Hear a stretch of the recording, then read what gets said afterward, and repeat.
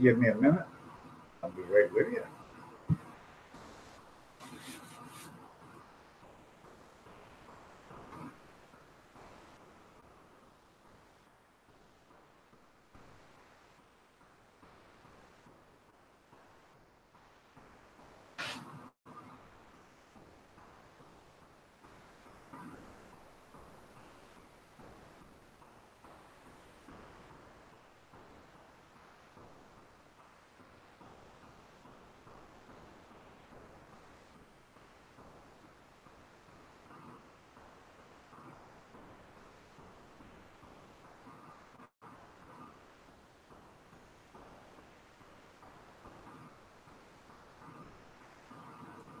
Good morning, everybody.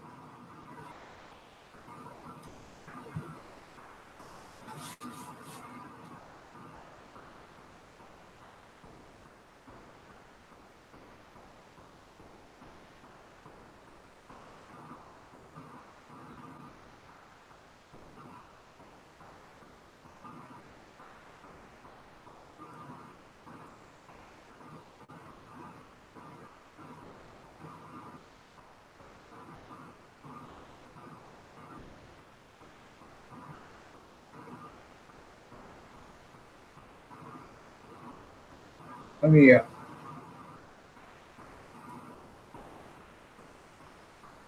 morning. Good morning. Good morning. I'm doing something right now on another screen. Sorry about that. But I'm not ignoring you. But I am going to have to. Good morning, Linda. Good morning, Ventures Down. Nice to have you guys here. Lovely day. Lovely day. Lovely day. Santa will be here in between 7 and 7:30 Eastern Standard.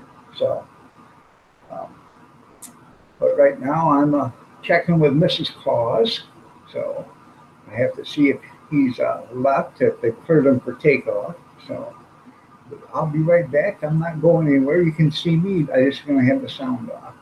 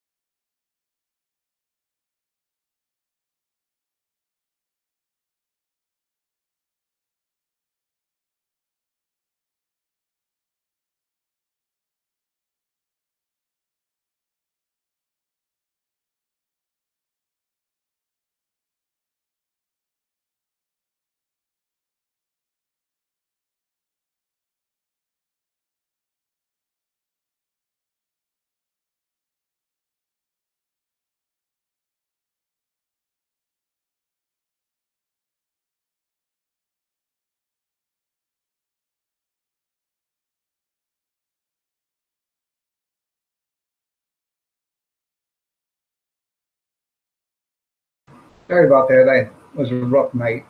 I got up late, so I've got to get some of the stuff done before Santa does get here. So just please bear with me. Well, thank you. Thank you, thank you, thank you, thank you, thank you, thank you, thank you, thank you, thank you. And I got some good news yesterday, but I can't tell you because it has to do with another addition in the family.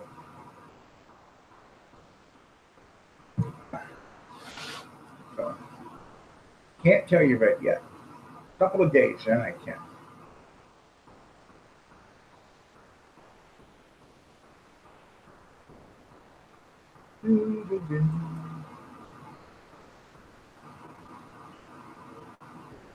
Okay. Well,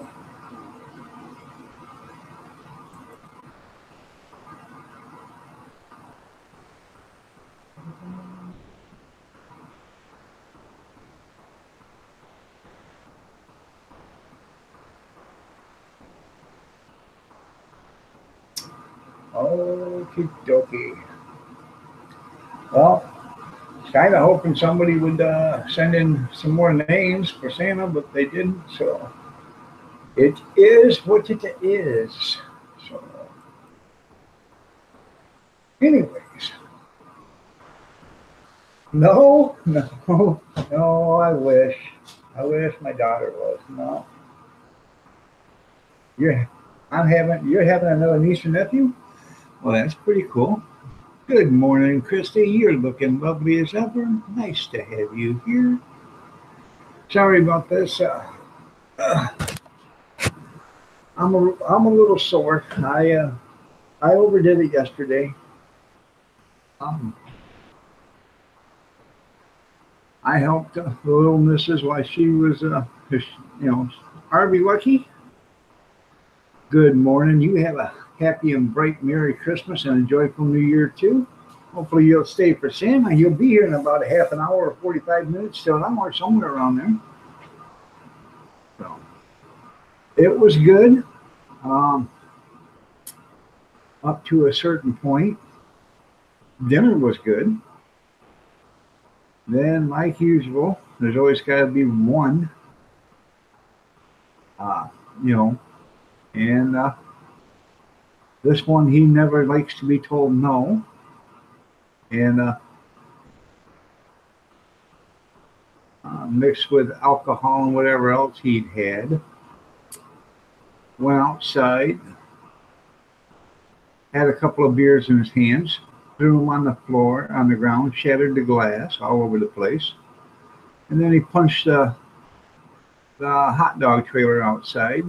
Don't even. That's not even mine. It's a friend of mine. I'm storing it for me, or for him. He punched it and put knuckle marks right inside in the siding of it. So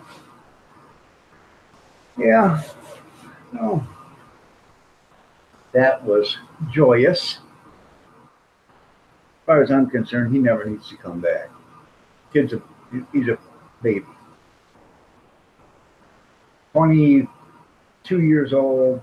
Wait a minute. 20. He's almost 24, and he refuses to grow up. Dry Shaft, good morning. Nice to have you here. I seen you the other day in another live stream. I said hi to you a couple times, but I was in a different name.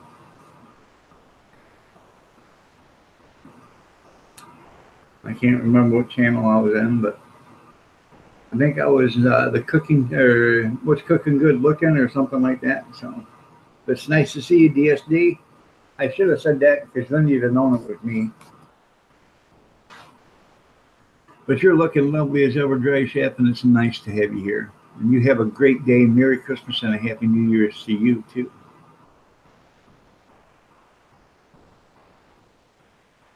Yeah. The guy always ruins it every time. Um, Frankly, I'm done with him coming, period. If it's the end of these things, and I guess it's the end of the things, so either that or I just won't be here. So, right side, good morning. Merry Christmas. How are you doing? And you're early, man. That'd be in 3:39 where you live, buddy.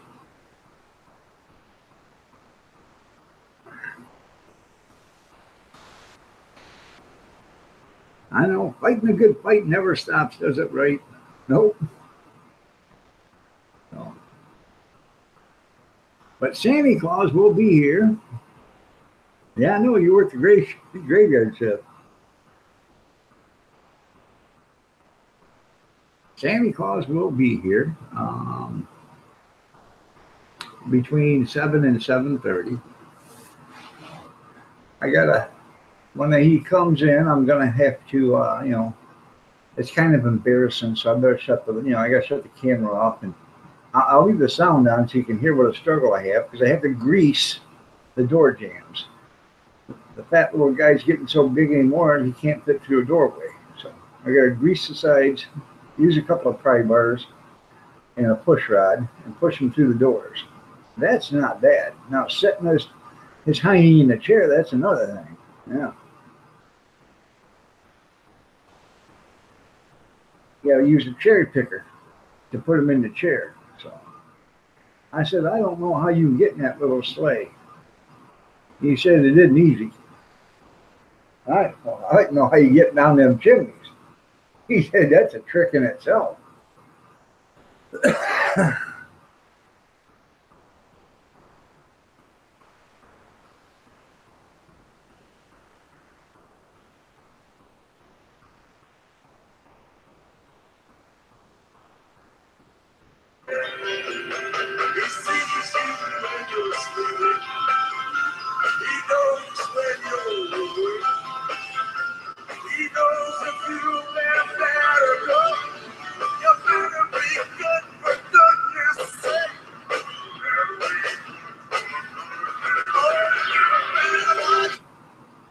Santa Claus is watching. I'm telling you.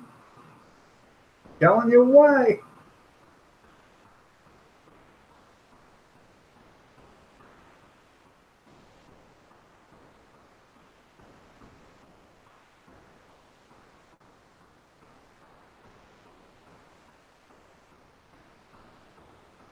I always love that one verse right there in that Bruce Springsteen song. Poor deer got hit. Well, I got hit yesterday. Nobody said poor deer to me. Oh, that's too bad, man.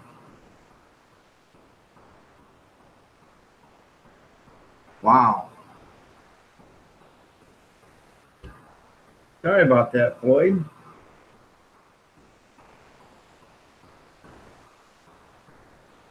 Well, good morning, Amber. You're looking lovely as ever. Nice to have you here. Wife with Wanda. How you doing, Wanda? Nice to have you here.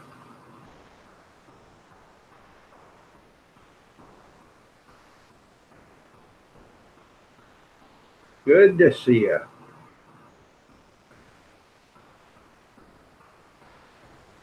You called the sheriff. Tom should have threw it in the back of the truck. Then you could have had some venison stew tonight. You're looking lovely as ever, by the way, Linda.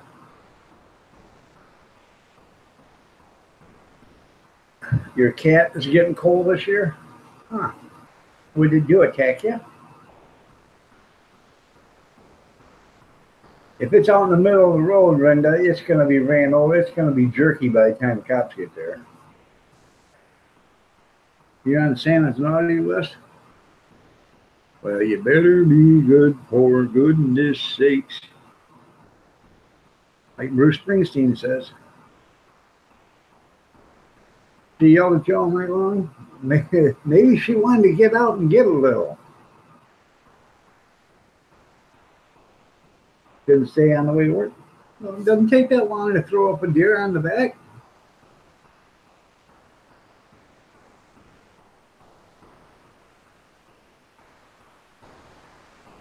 Today is your Friday.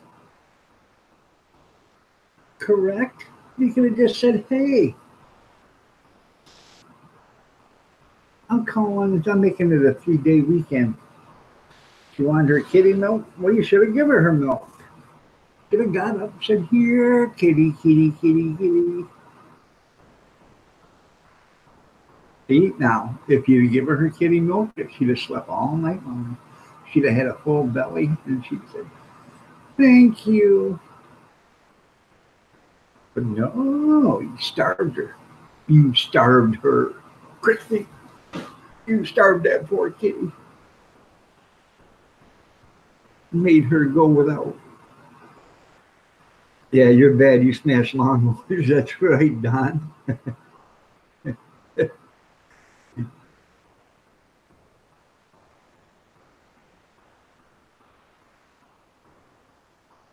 Huh.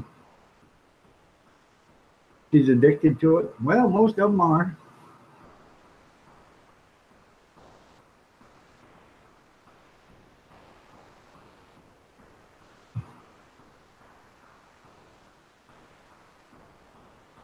You're bad in so many ways. Well, Santa probably knows that already. Well, anyways, I overdid it yesterday. Mama, she worked the night before till like 12:30, 1 o'clock, doing her candy and stuff. Good morning, Dirty Dog Diggers. You're looking lovely as ever. Yesterday you got pulled over, today a deer. Huh. You guys are just aching for the law, aren't you? So, anyways, she got up yesterday and, during the live stream, I was talking to her and you guys heard me. I made her and me some scrambled eggs. I threw some mushrooms in it, threw some cheese on it, and we had sausage patties and a bagel with cream cheese on it. So we ate that. Had that around 10:30. I did all the dishes. I did all the candy dishes from the night before, all the bacon dishes, everything. Got them all done. Then I proceeded to wash and wipe off the counter, make sure I put everything away that was up there because I had dishes up there on the counter that were from the night before that I didn't take care of. So I took care of all that stuff. Then I swept all the floors with a broom and a dustpan. We got laminate floors all the way through the house. So I swept all the floors and I mopped all the floors. And then I even mopped and swept the bathroom. And I thought I was done. So went in there and took a break and she come in, she says, I got all this stuff still left to do. So what are you doing? I still gotta take a shower and all this other stuff and I got potatoes to peel and well, I haven't peeled potatoes in about 8 months because my hands hurt so bad. So I got out there and I peeled about 15 pounds of potatoes. And I knew yesterday when I was done that I was going to hurt, and I suffered for it all night. My hands hurt so bad. I took pain meds. It didn't help. It didn't even cut it. So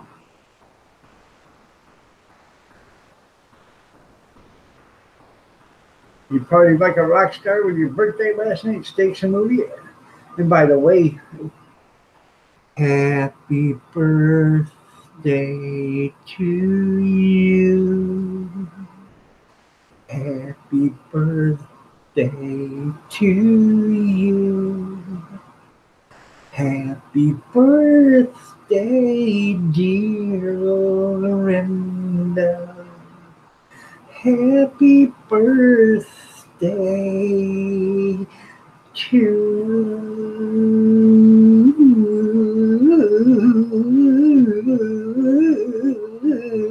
you.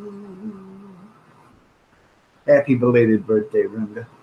I thought I sung birthday to you the other day, but I can't remember. But happy birthday. Make it stop, make it stop. Oh, you're one of them people. You're a hater. Nobody likes a hater. Yeah.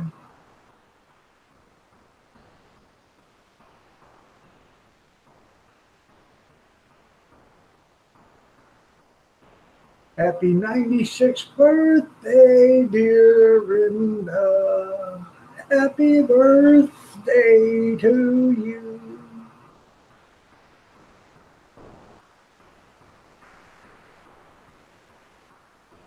Tomorrow is my dad's birthday. He would be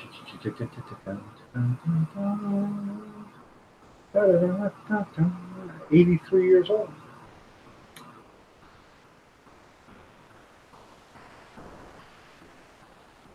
You're welcome. Tell Tom don't get jealous for me calling there saying happy birthday to you. I don't want to get whipped by him.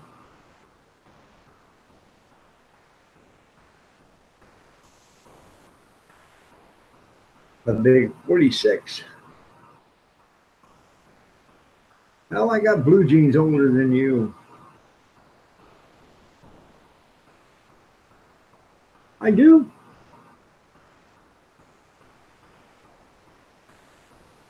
Ask me one of these days and I'll show you. Um,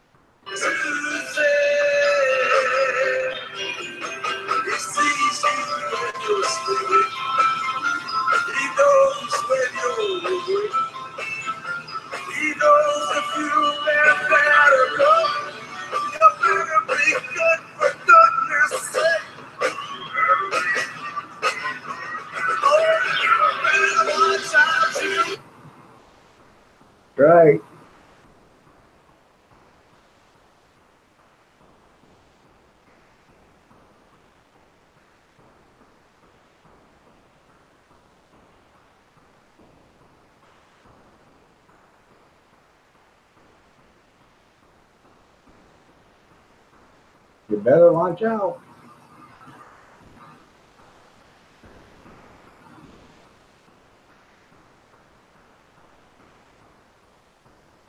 Oh. Yeah, I seen that. They give you a birthday party yesterday. That was pretty cool. No.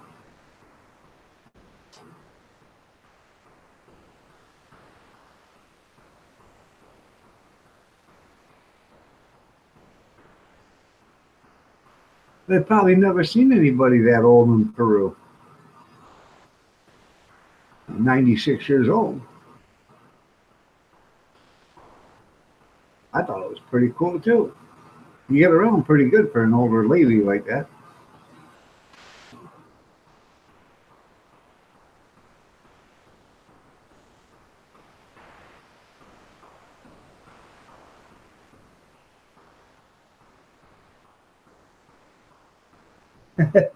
You was. That's funny. You have to watch that when you get it uploaded. Good morning, Kevin. How are you? Wish you would have come over for dinner last night or yesterday. That'd have been cool.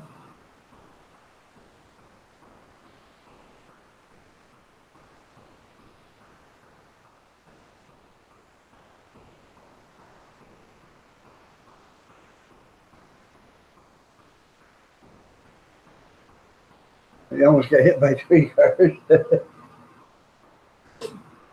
I'm walking here.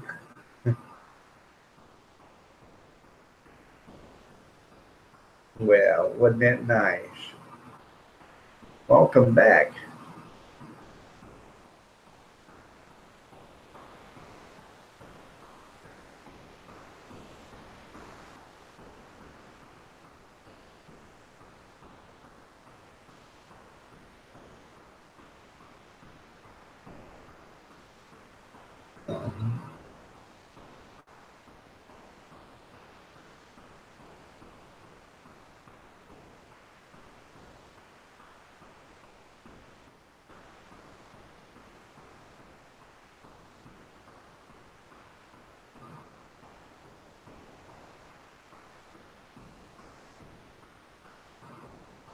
So, what do we want to talk about today? Hmm? Huh? Hmm?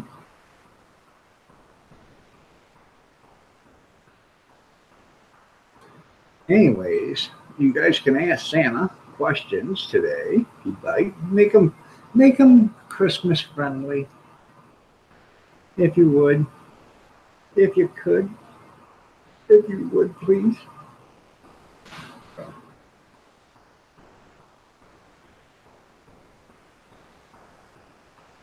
Huh? Because you're a regular fart knocker outer, aren't? That's what you are.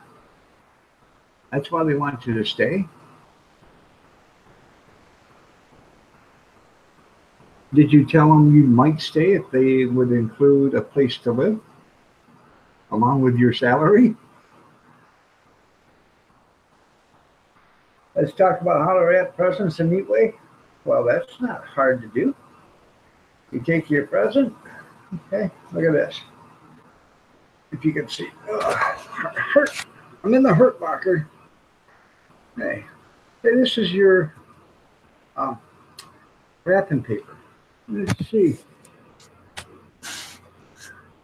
And that is your, and this right here is your gift. You put your gift in the center. Neatly fold over the corners like this, and like this, and like this, and like that, and like this, and like this, and like that, and like that. And it's wrapped.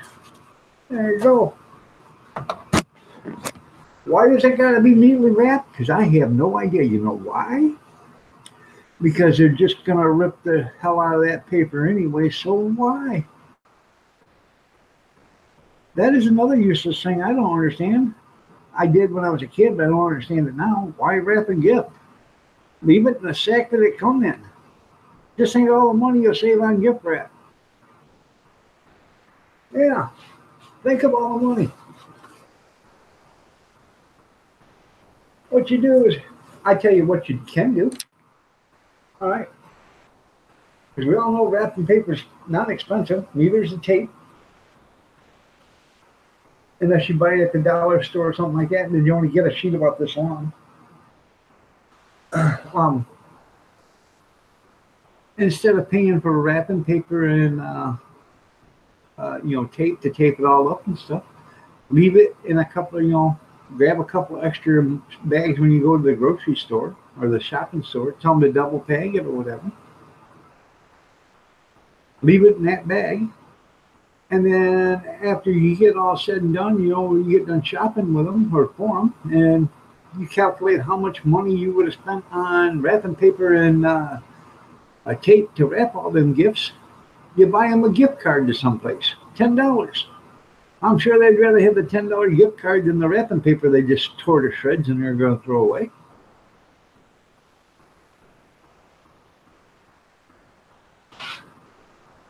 That's right. And what is the world coming to? Got to be thrifty. I don't want anything wrapped. Don't wrap nothing for me. Save your money. I told them don't buy me nothing. I don't want nothing. I did get a $25 gift certificate yesterday to Red Lobster. That's right. Pull it out and use a twist tie.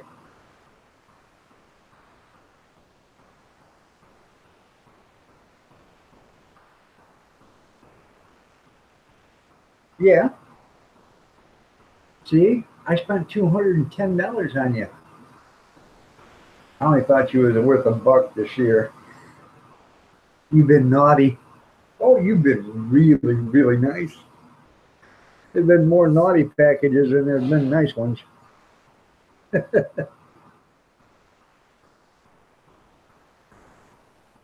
In all actuality, everybody's still sleeping here.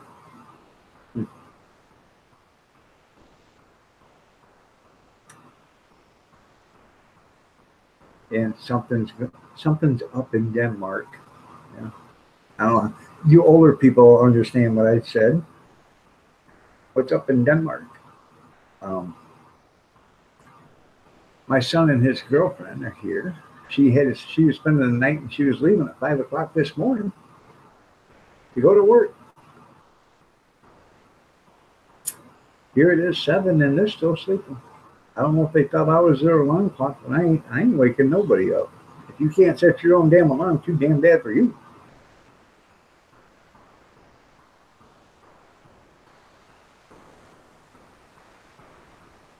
I'm gonna try to get me a bobblehead dog or doll made out of me. So.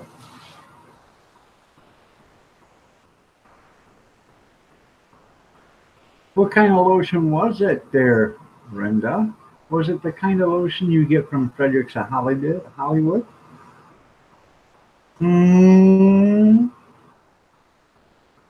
Or Victoria's Secret?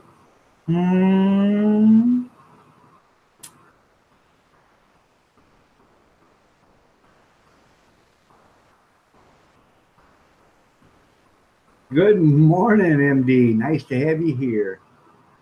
Good to see you, brother. Merry Christmas to you. Bath and Body Works. Oh, MD, you gonna let Moose come up and eat dinner at the big table tomorrow? If I was you, I wouldn't. I'd keep him chained down there in the basement. Because from what I understand, Moose has been really, really bad. He's been talking about you. Whenever he comes out, he talks about you all the time, MD. So if I was you, I'd watch out for him. I wouldn't trust him as far as I could throw him. Good morning, Brad. Nice to have you here.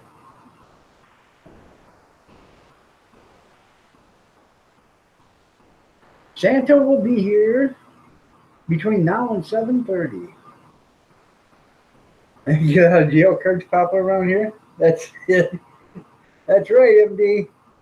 Go down there with a baseball bat and give him an attitude adjustment. I got the same thing happening. I got this guy called the Cerebral Assassin. I got him chained up down there in the basement. You know, he doesn't mind so much because he says, At least it could be, it could be a lot worse. And I said, how do you figure that? He said, I could be in a pit and you could be handing me lotion. I said, yeah, it could be worse. Yeah, finally see Junkyard. Well, if you guys would quit blocking and unblocking and blocking and blocking and unblocking and blocking and blocking and unblocking and quitting hitting buttons, you wouldn't have this problem. Um, Negativity will not be tolerated like that today, Big Steven.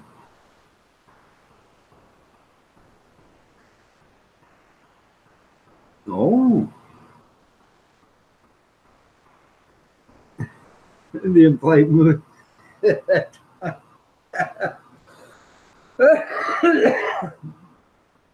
is funny.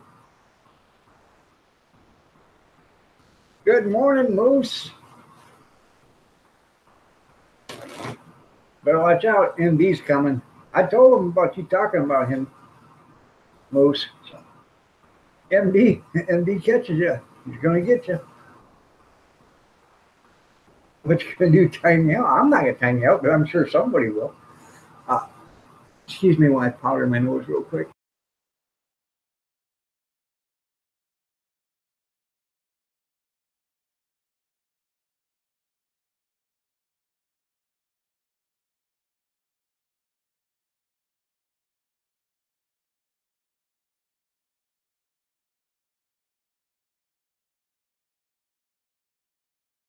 There you go.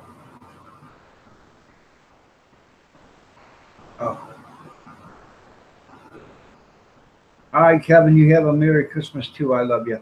Be careful. Ain't no bah humbug. Get into the Christmas spirit, Steve. Just because you're a Debbie Downer, don't make it a Debbie Downer for everybody.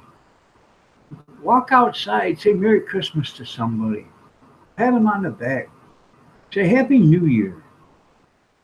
And you'll be surprised how much you feel, how better you feel.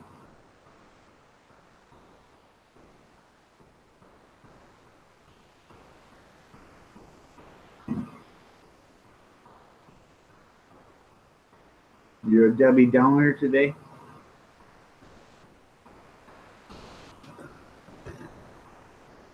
Well, I'm sorry.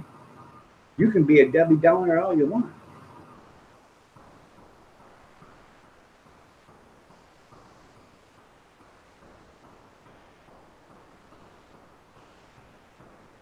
Call you Ebenezer.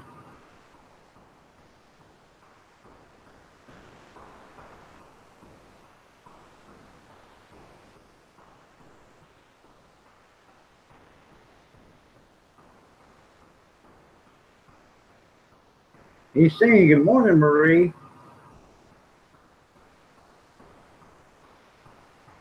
Junkyard is saying, good morning, Marie.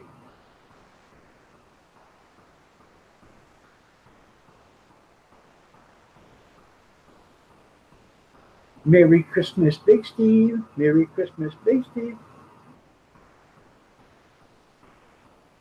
I bet the first person that ate a chicken said, I had no idea what that tastes like. It tastes like chicken.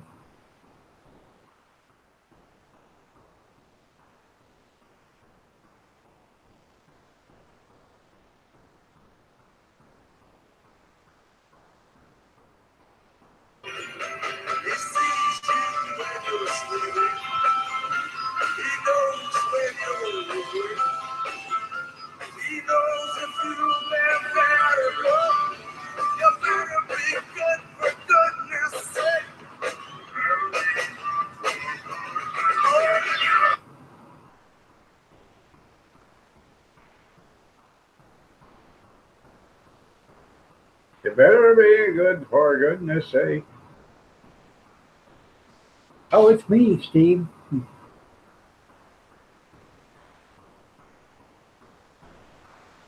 That's Moose.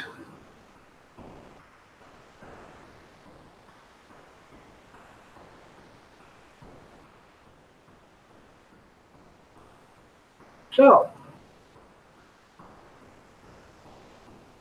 anything exciting happened? I don't know. Don't know. Don't know. Don't know. Don't know.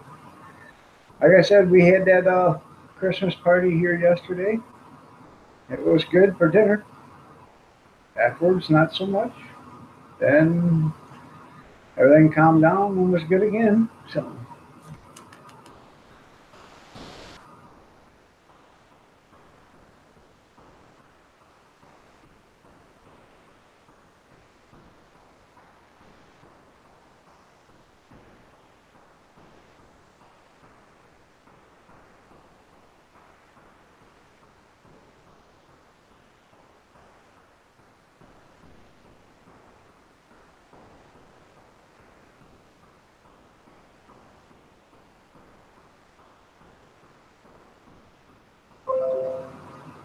cooking with shotgun red, Louisiana, Louisiana crawfish casserole down on the bayou. I like shotgun red. I like watching this cooking.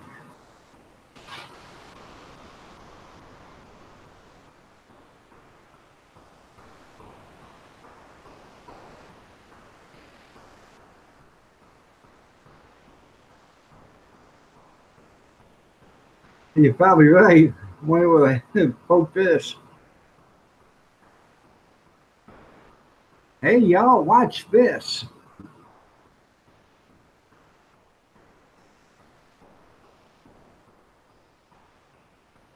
And I do think, hopefully not, but I think I'm coming down with stomach flu. The kids are got. Um, So if I get up and run away quickly, don't think anything about it. Just pray that I make it. 30 feet to the bathroom by Willie Make It. Illustrated by Betty Wom.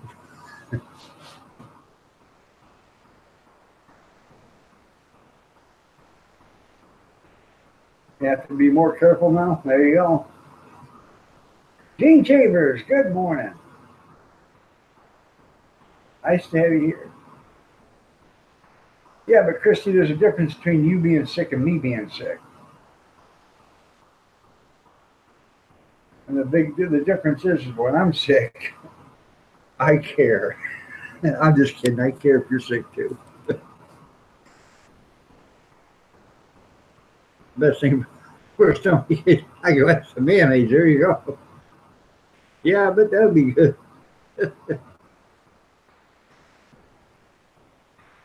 You gotta be more careful what he says. Now that you can see it. Good morning, Gene. Good morning. Good morning.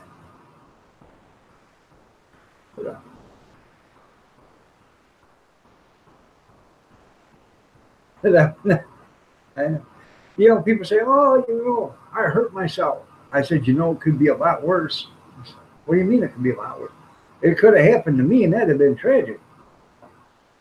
I gotta get a cup of coffee, and I gotta go to the little boy's room because I told you I'm getting sick. So, but I'll be right back. And then, like I said, Shane, I'll be here around 7:30 or so. So I'll be right back.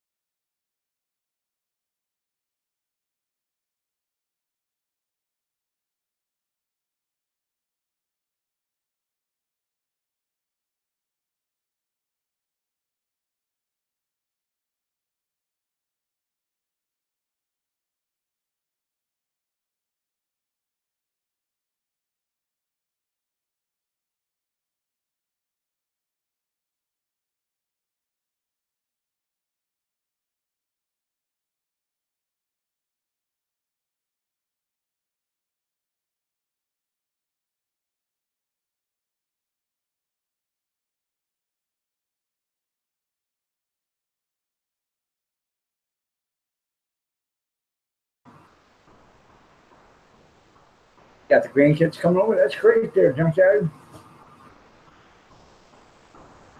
Grandkids are wonderful. I wish I'd have had them first. I know you guys think, well, you got your grandkids there, and you act like you're mean to them. No, I'm not mean to my grandkids. I love them all. Really, I do. I just want them to behave, just like grandkids should. Excuse me.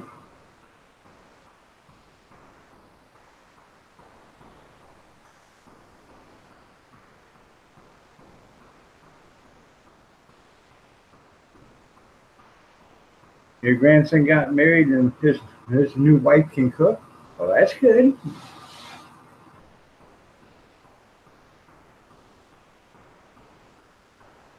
There you go.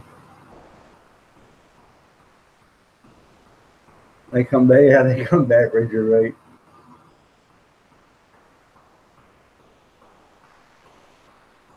Well, is she gonna make anything and ship it to Iron Dog their junkyard or not?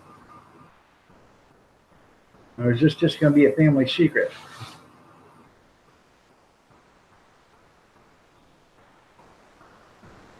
Now, my nephew is he just proposed to his girlfriend, and she brought over.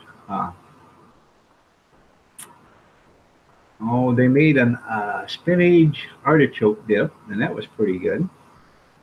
All right, there, Marie. But she also made homemade caramel corn. Oh man, that was excellent. And she had a big bowl of it. She says, "Here, I'm leaving this here, but I got to take my bowl with me because it's my mom's bowl, actually." I said, "Okay." She put it in a 1 gallon Ziploc bag. Damn fly. Won't be none left. Yeah, well, yeah, I know. Probably gonna get a, repetitive jaw disease or something like that, chewing so much.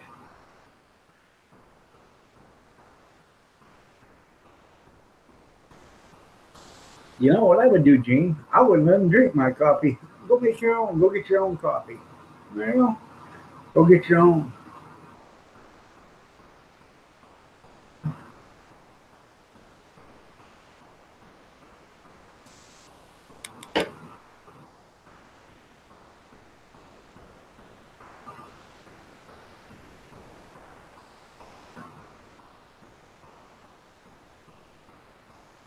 Get them a coffee maker and a pot of, a can of coffee for Christmas.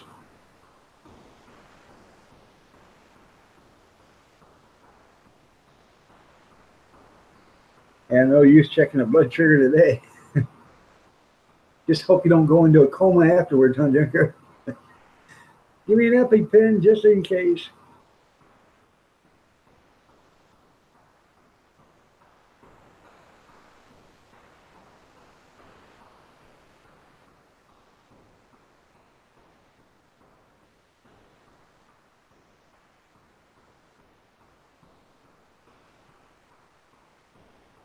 Or maybe tomorrow, yeah.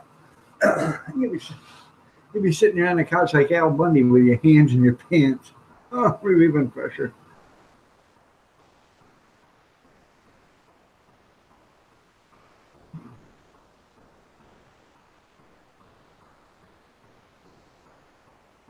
Yeah, that's right. They need to drink something else. Leave your coffee alone. Give me your phone number, Gene. I'll call them and tell them.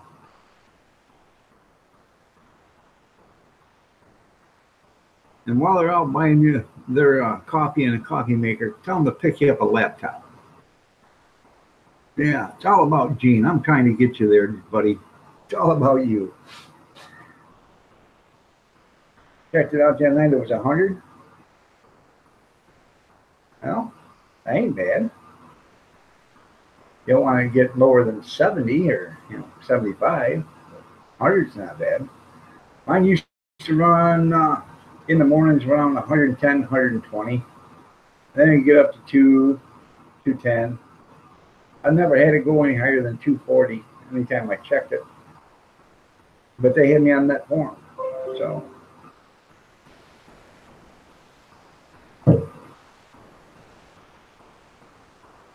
June just sent me some pictures.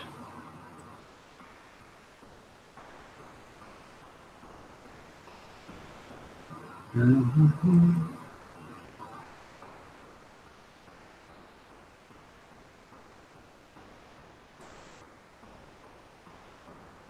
Okay.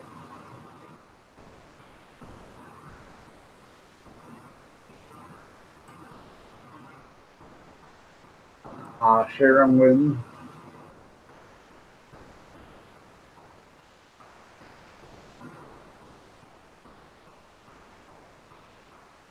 Pretty nice, huh? Tank there.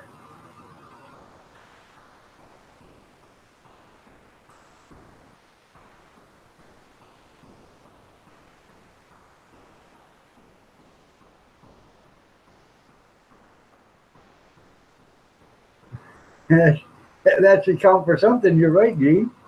Oh,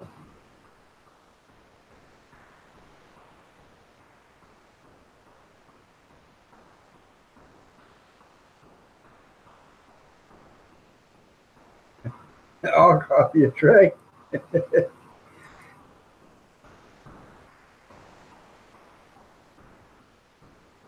That's funny, Gene.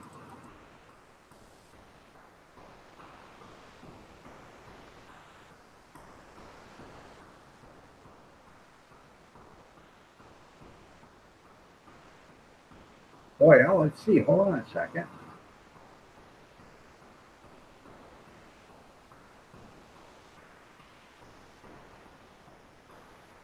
I'll share some Christmas pictures from last night. If you guys want to see them.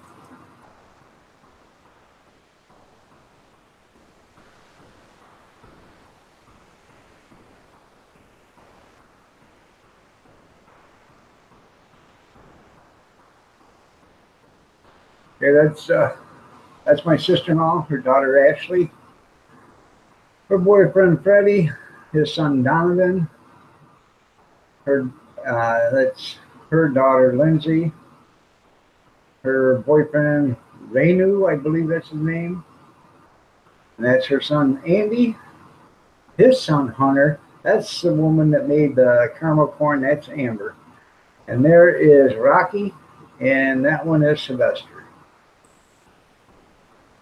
There's Amber and Hunter, and that's the white Christmas tree. There's me in the background, oh, good looking me.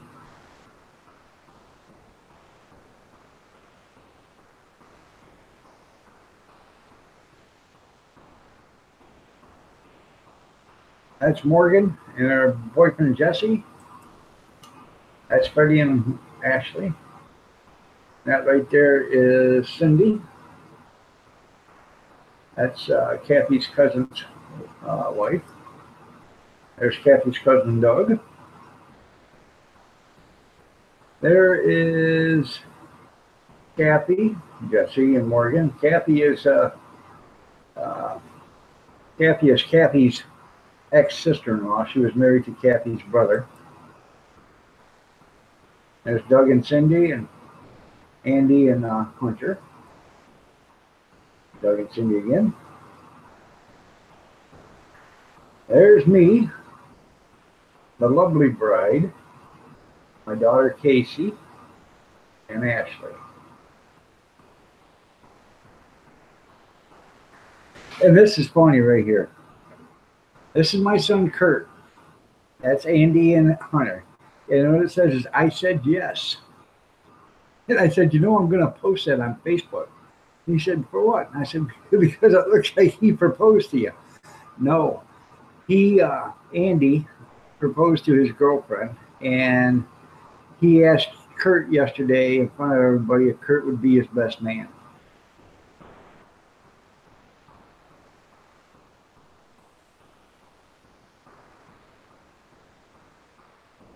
And there is the whole family.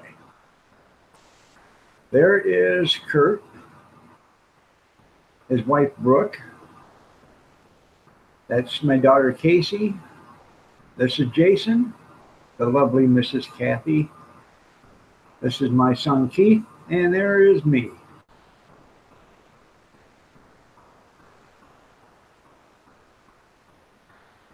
There's Ashley, and that is Justin. That's her brother's son. Casey and Jason. Now this is Junior, his girlfriend Brittany, uh, Stella, and Dana. Donna. I can't remember his name. It's a different name. Connie and Lindsay. Connie Ashley Lindsay. And I think we've already scrolled through them all. Wasn't that wonderful?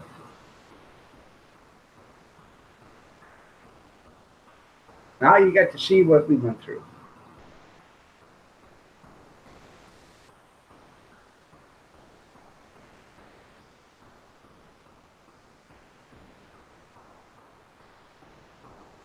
No one picked my might wind up on Ellen.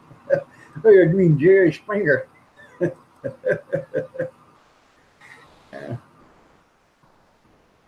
Yeah, we got the type of family that should be on Jerry Springer every day.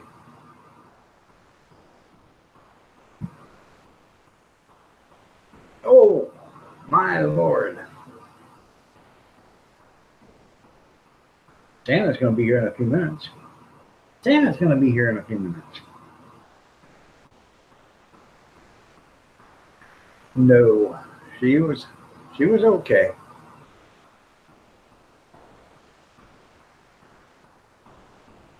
She scares you? Not as half as bad as she scares me. You're 3,800 miles away. I'm 12 foot 6 inches away from her.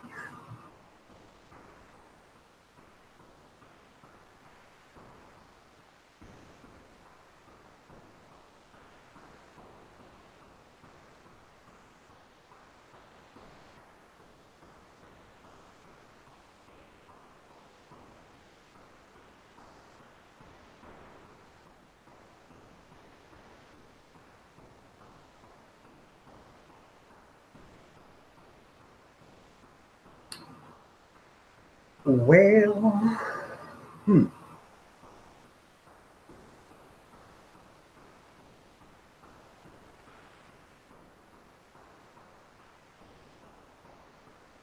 I guess Santa Claus is actually going to be here tomorrow too, walking around uh, the block. Get my facts straight? You really want to go there? Do you really, really, really, really, really, really want to go there? Do you really, really, you want a Christmas present, Big Steve? Do you? Do you want a Christmas present? I'll give you one before Santa even gets here.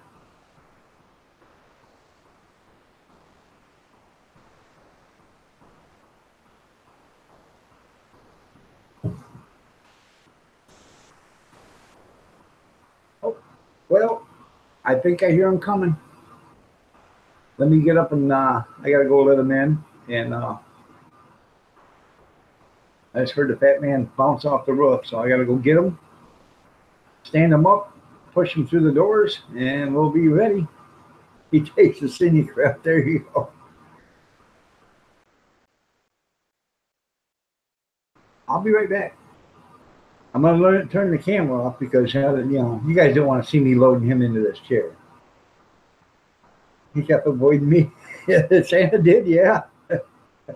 He told me he seen me in Walmart junkyard. So he was avoiding you because you wanted to keep sitting on his lap. So you couldn't take that much pressure right about now.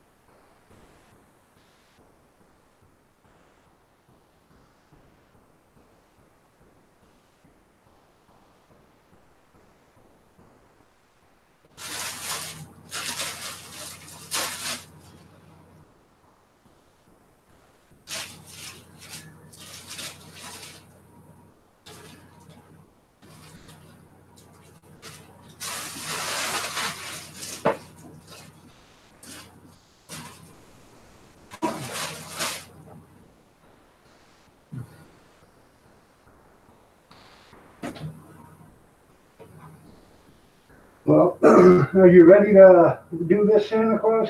Let's give me a minute there, Fire Doug. I'm kind of worn out. Mrs. Claus had me up all night. So what did Mrs. Claus have you up all night for? Do I really have to explain it to you there, Fire Doug? Do I really? Huh? Do I really have to explain it to you? No, you don't.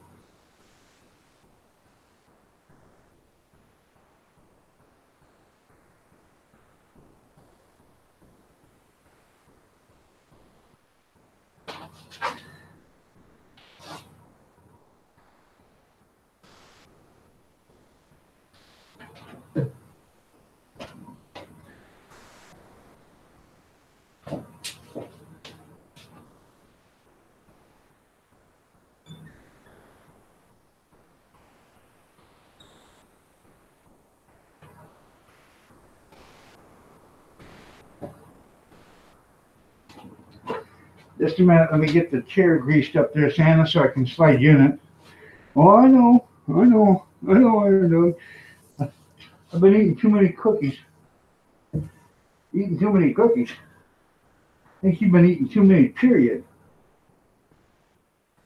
Is that a fat joke there, Iron? Yes, it is, Santa. Oh, well, that was a funny one.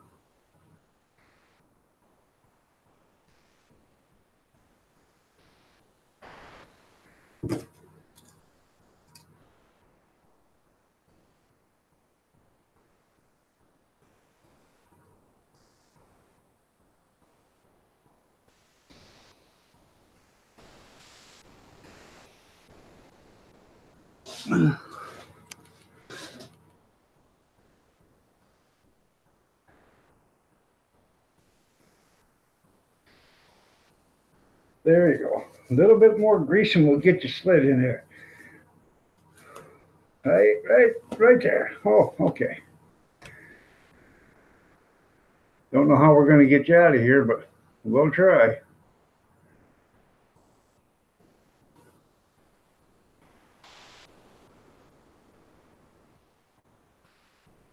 Merry Christmas, everybody. Merry Christmas.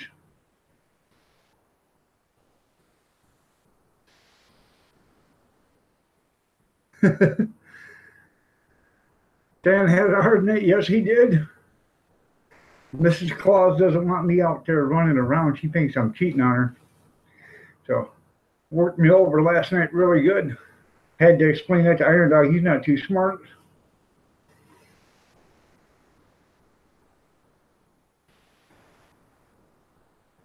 Got to do something with his beard and mustache.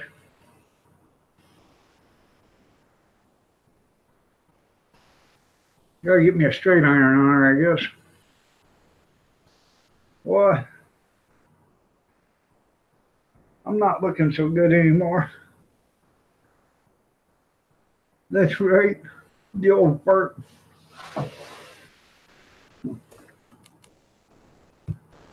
Well, good morning, Christy. Would you like to sit on Santa's lap?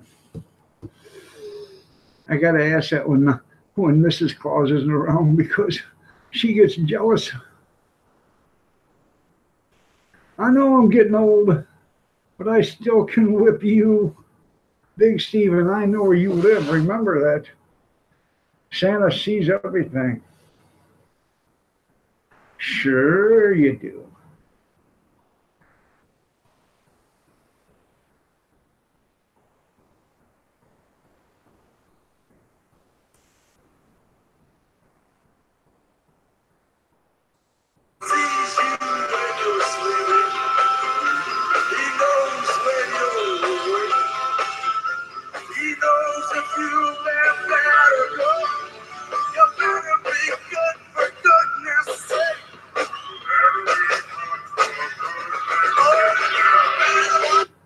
Right. You better be good for goodness sakes.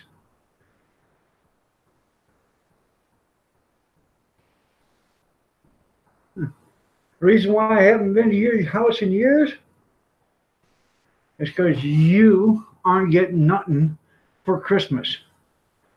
Because you ain't been nothing but bad.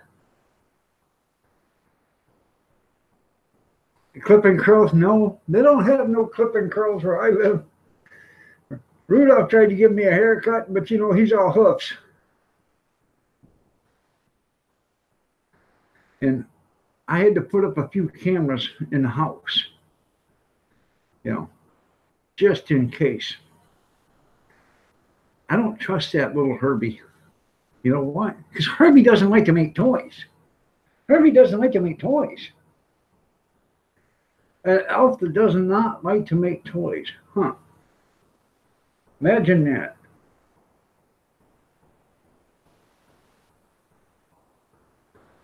You don't like Santa anyways? Well,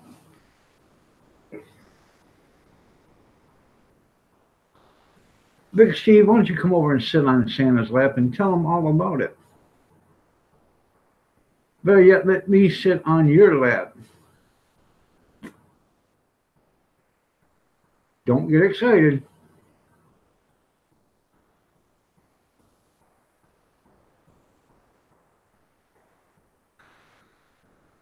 Yeah, yeah. No.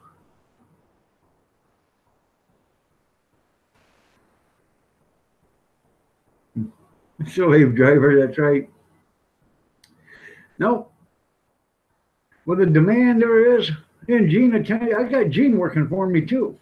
So, you know, you got to keep everybody working 24 hours a day, 7 days a week, 365 days a year. There's no stopping. It's gimme, gimme, gimme, gimme, gimme. That's all it is. You got to see my list. Oh, the list is so long and it's distinguished. But you got to see the naughty list too. I got two different naughty lists. One's for being naughty, bad naughty, and the other one's for being just naughty. That's the list I like. But you better ask Rudolph because I can't. Well, you know. Rudolph can't either. You're on the naughty. You're on the bad naughty list. That's right. Check. Mm-hmm. Mm-hmm. Stephen Ortega.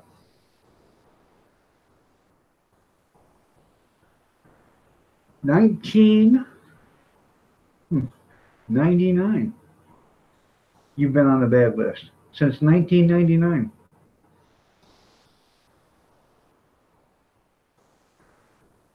Right here in the book.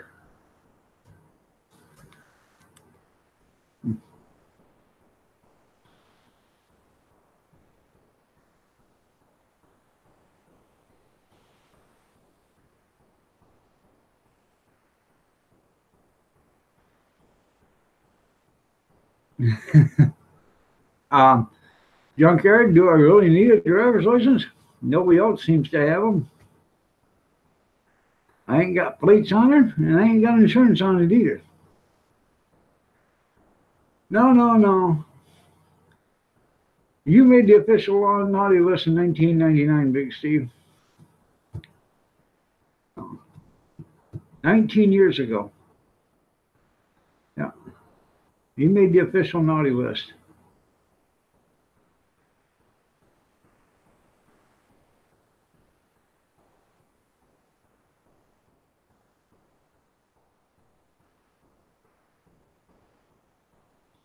So anybody got any questions for Santa?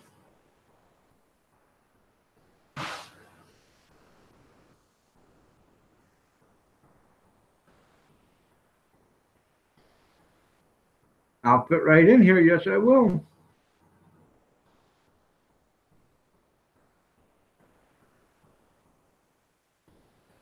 Well, thank you, Junkyard. It's nice to be here. I've always considered myself a citizen of the United States. And then 10 years ago, somebody, 10 years ago, Oh, I can't remember who he was. Oh, everybody's trying to forget him. He was a president. Um, Decided that I needed a green card to come deliver packages 1 day a week or 1 day a year. Isn't that something?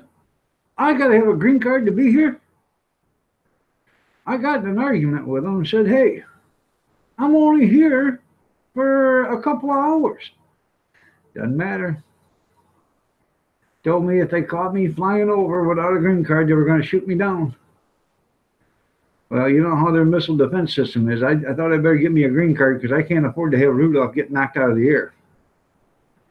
So here I am. I got me a green card. So, that's the worst of it.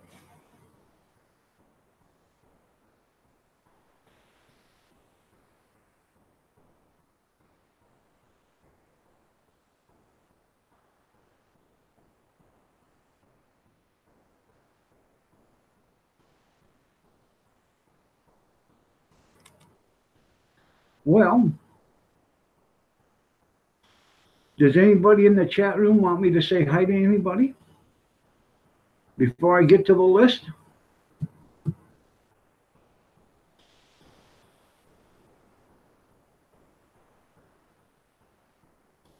Anybody? Anybody? Bueller? Bueller?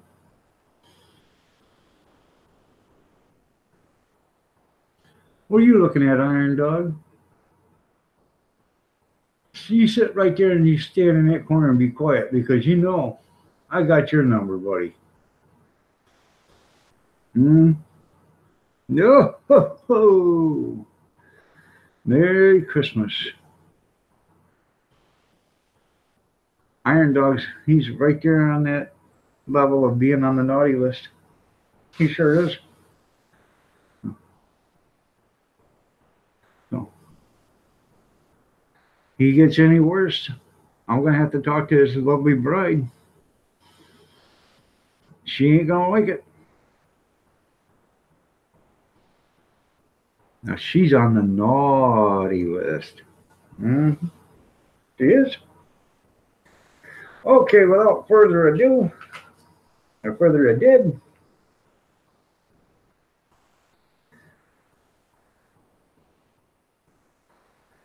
my list disappeared. Oh, there it is. I want to say Merry Christmas to Gunner. Gunner's 5 years old. 5. He's 5 years old. He wants PJs and the mask and some other stuff. Olivia is 8. She wants some Legos. Carson is 9 months old. He'll take some learning toys. Never too early to learn. Myra is 6 years old. If you guys don't know who Myra is, that's Mr. Jixer's kids. And so is Blake. Blake is 11. And then Mr. Gene Chambers sent in Nathan, Trent, Tucker, Jr., and Isabella. So Merry Christmas to Nathan, Trent, Tucker, Jr., and Isabella. Merry Christmas to Myra and Blake. Merry Christmas to Gunner, Olivia, and Carson. Merry Christmas to Kirsten, Cody, Caitlin, Gretchen, Harley, Kavana, Naya. Merry Christmas to all of you. Well, you're welcome there, dirty dog diggers. I'm just doing my job. It was a rough night. I was out all night with Mrs. Claus, and it was hard. I was busy all night, so.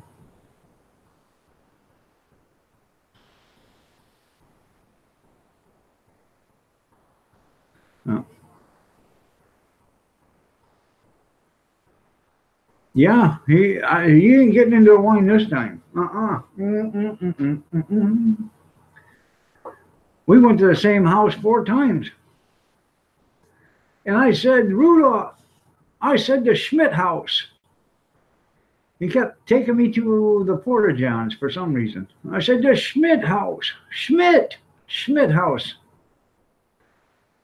He was confused. Selective hearing, I think.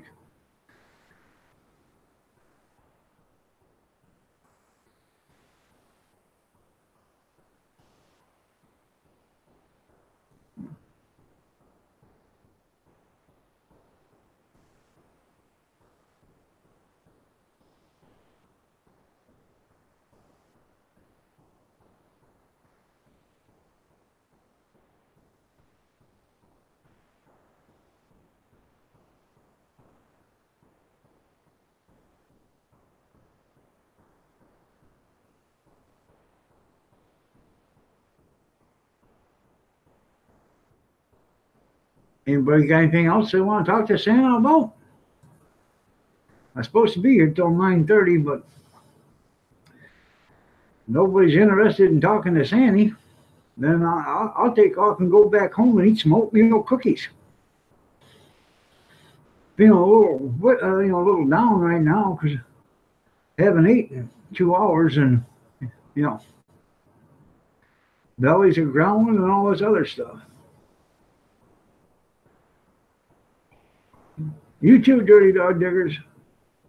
Merry Christmas to you too. Be safe.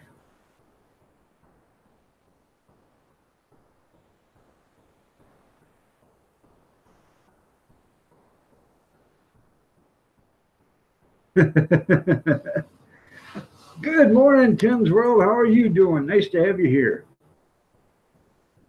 Nice to see you.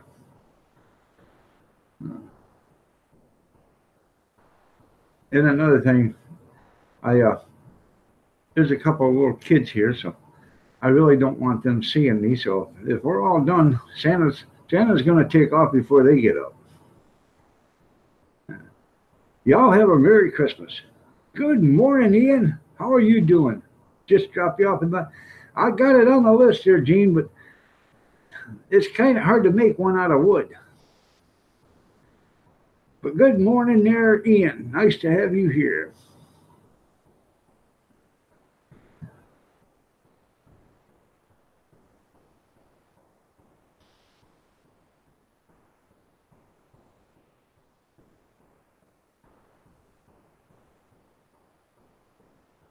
Making a tiny home out of a Porta John, that's right. That'd be cool. All right. Ho, ho, ho, ho, ho. Merry Christmas. I'm going to get out of here. I got to have Iron Dog help me out of this chair, take a cherry picker, and then we got to grease the sides again so I can get out. But Iron Dog will be right back. Won't you, Iron Dog? Don't look at me that way, son. I appreciate everything you do for me. He's not at his house. He'll be right back. You're recovering from Hazy's Xmas party? Well, that's pretty cool.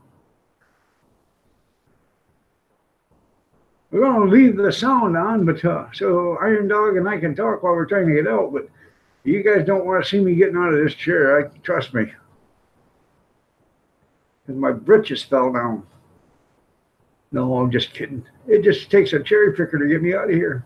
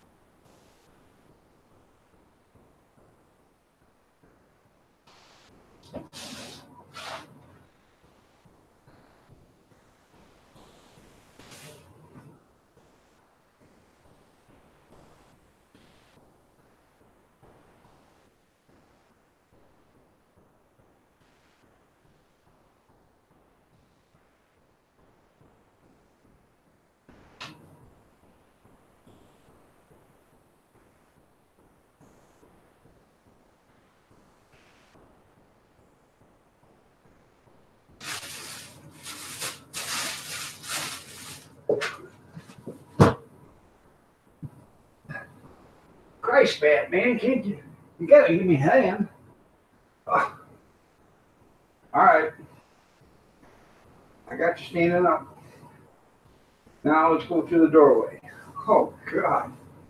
There you go, wiping the paint off in the door sides. Don't quite understand why you gotta eat so many bean cookies there, Santa. But I guess if it's only one time a year, it's only one time a year.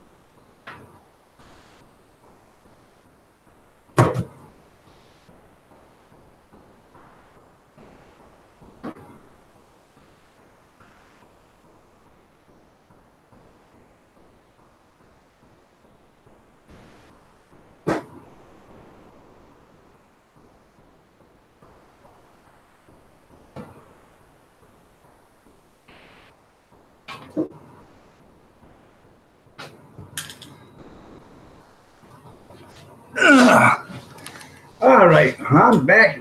Give me a second. Put the camera back on. I had to wipe all the grease off the door jambs and stuff, and the seat. I think he had an accident. Yeah. Poor guy. Somebody's having a banging time. There you go. Yeah. Yeah. Had to get Santa out of here. He originally planned to be here till 9:30 this morning, but there's a couple of little kids still sitting in here. So he didn't want them seeing them. They're still sleeping. So get out of here before they wake up.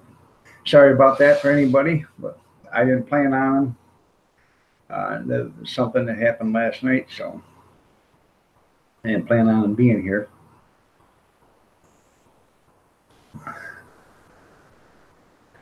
It starts at 1:30 there, Tim.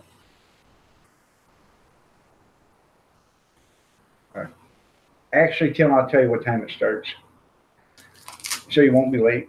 Okay? And that's because I love you, brother. And I'll tell you exactly what time it starts.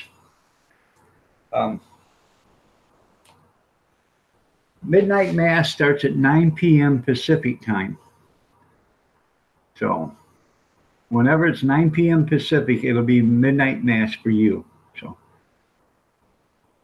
go ahead and do your calculations.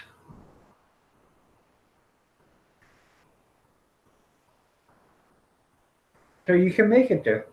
Be a little bit early. Don't be one of the late ones that come in and file into the church and then start disrupting everybody because you can't find a place to sit down. Get there early. Get a good seat.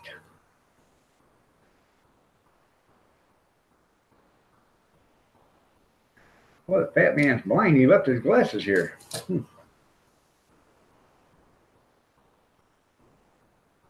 J. Kurt Vivo, how are you doing?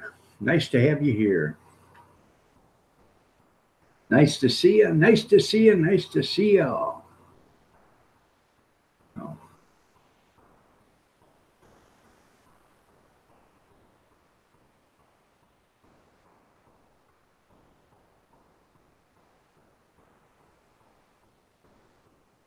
You're welcome there, Tim. You're welcome.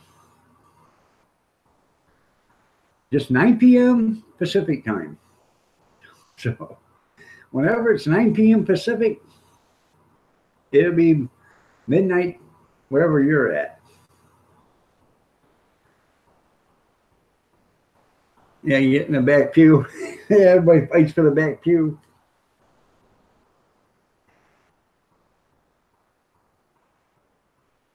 All right there, Ian.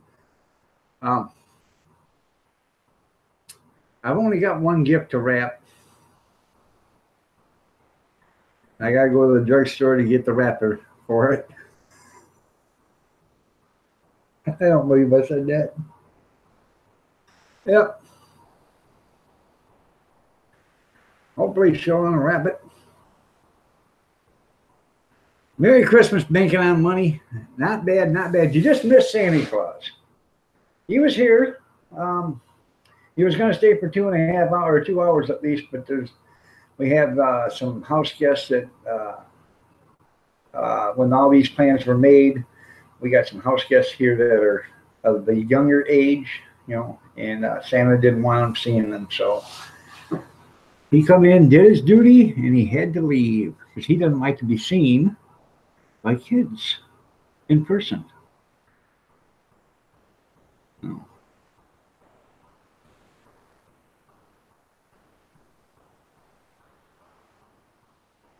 Yeah, I'm going to give her something she'd like.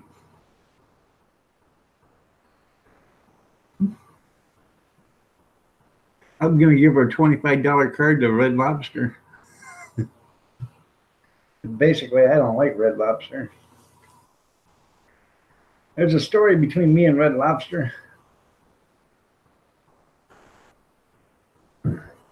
I was working for the garbage company, and Red Lobster got me suspended for 90 days. Yep. 90 days. For what? I'll tell you. Inquiring minds want to know. That's right. Leave some cookies and milk out. I went to Red Lobster to pick up their trash. I couldn't even open the gates, let alone get to the dumpster. And the reason why is because their snowplow had plowed all the snow up in front of the garbage containers. So I called and said, hey, you got to get this cleaned out. And I got back to the shop. And they said, how come you didn't dump Red Lobster? I said, because they're snowed in. The snowplows plowed all their snow in there. Well, why didn't you shovel it out? I said, it's not my job. And what about that? It's not my job to shovel it out. Go home. I said, okay. I'll see you tomorrow. She said, no, you won't. I said, what are you talking about? I'm calling the union hall. I think we're gonna fire you. To fire me for what? Because I wouldn't shovel them out. Well, they called the union hall, and the union hall fought it and all this other stuff. And they said, finally, 90 days, and they couldn't fire me. They're gonna give you 90 days off. I said, you're gonna let them do that? He said, well, we're gonna spend another 130 days or 150 days fighting the 90-day suspension. By the time we get an arbitrator and all this other stuff, your 90 days will be over with. I said, yeah, but I'm losing money for 3 months. Well, they didn't know what to say to that. So I ended up going 90 days suspended. No problem. I took 3 months off. February, March, and April. I went back for first part of May. Now, the next year, I went there, during the winter, plowed in. I called them up at the shop. I said, what do you want me to do? Dig them out. I said, it's not my job. Well, you know what happened the last time you didn't do it? I said, fine. I'm charging you guys. Because we got paid by the yard. We didn't get paid by the hour. I said, I'm charging you. You can do what you want. You can either pay me or I'll get it some way or another. But I'm charging you. So I dug it out. I come in with a handwritten bill, put it right on the general manager's desk right in front of him. He said, what's that for? I said, that's for digging out Red Lobster. $250? I said, yep, $250. What are you talking about? I said, I want $125 an hour. Took me 2 hours to dig it out. You either pay me $250 because we ain't going through this shit again, or I'll get it some other way, one way or the other. You either pay me, or I'll get it another way, or I'll put a lien on this company. The next week, I got another check in my with my other check for $250. So, yeah.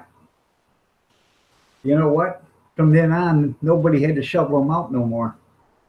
They either kept it clean, or they didn't get picked up. But I had to spend 90 days in suspension because of that.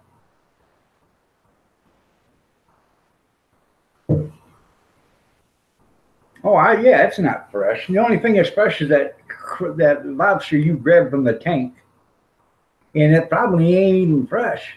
That lobster you grabbed from the tank, they probably wait till you go back, and then in the middle, in the next night, they throw them all back in the tank again.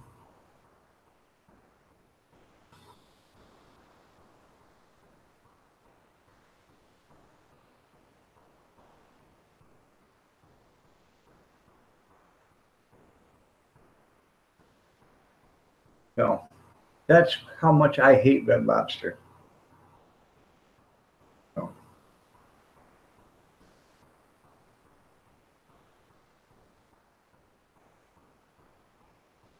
Hi, oh, by the way, sorry about that. Hi, Acceptable, I'm sorry. I seen you come in, but I was in the busy telling my story, singing my little song. So, yeah.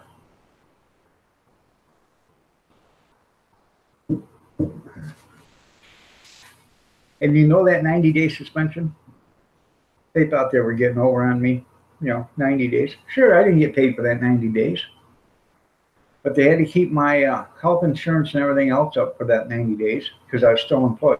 They had to keep all that up. And I worked for them for another, I don't know, 12, 15 years after that. Trust me, I got my 90 days payback. Yeah, and then some. There's more than one way to get your money back from them.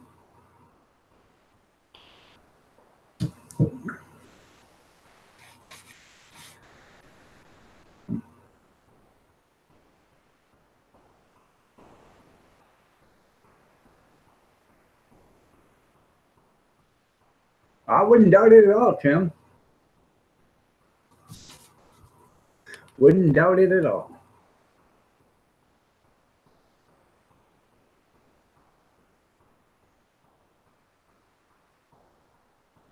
Now, when I was out in Boston, Boston, Boston,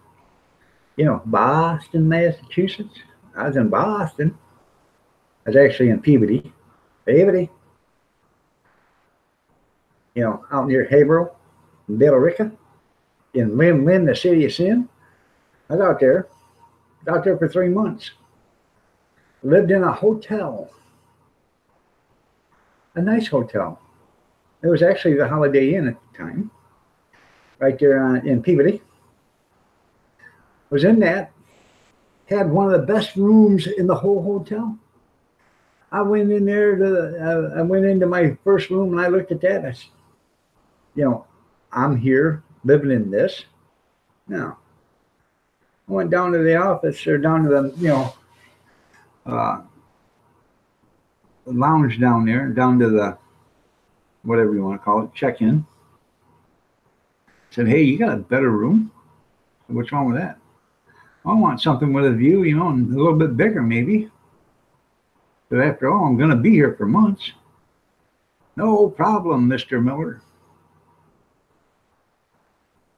Are you paying for this on your card or put it on the company? I said, the company, they can pay for it.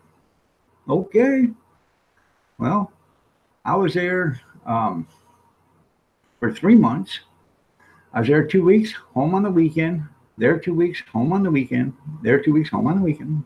They flew me there, flew me back. Flew me there, flew me back. Okay? So I had to ride coach, but I can live on it. It was only a 2.5 hour flight or something like that. But I got one of the best rooms in Holiday Inn. It had a kitchen. It had a king size bed. Had a jacuzzi tub in it, and it had a nice big bathroom, big colored TV, the whole 9 yards. and it was pretty nice. It was an extra. It was only an extra $40 a night, so I didn't think they would mind. So yeah, it was okay. I liked it. So,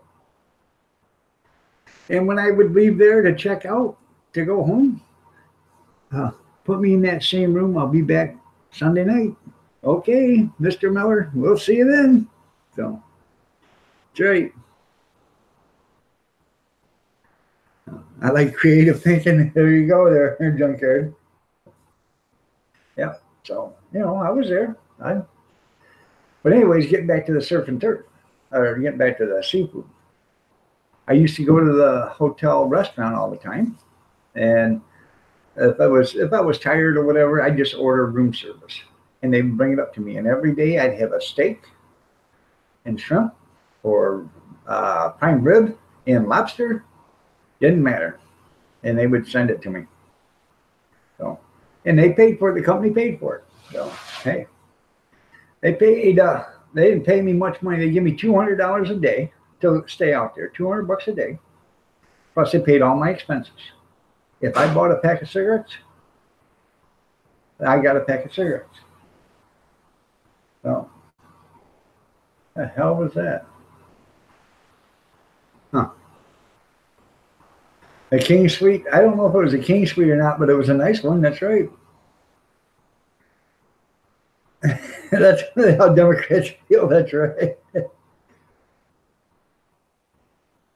But it was good. If I bought a pack of bubble gum or I bought a pop, I saved the receipts. And at the end of the week, on Friday, before I would leave for to go home, I'd hand them all the receipts. They'd cut me a check or pay me cash out of petty cash. Yep.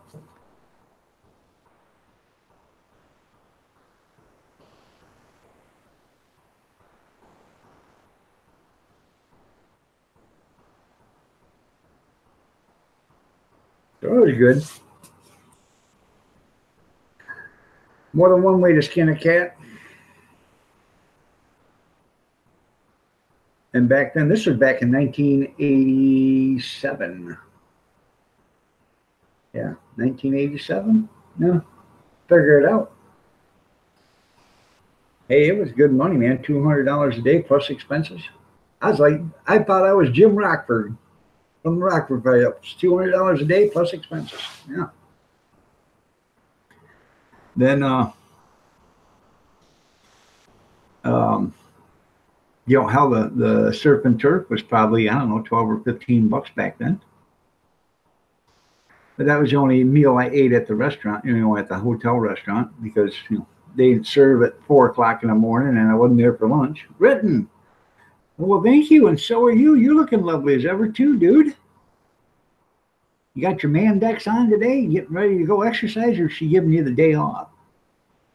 Gonna get physical. You're gonna get physical.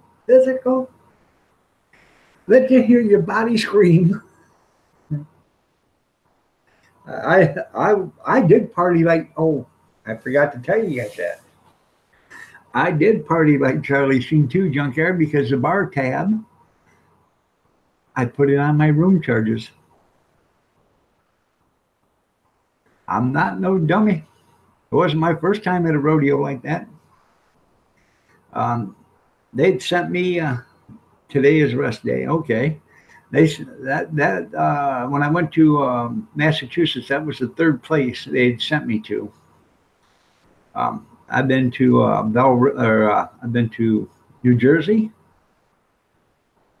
and I was in Columbus, Ohio. So, yeah, no, not Columbus, Ohio.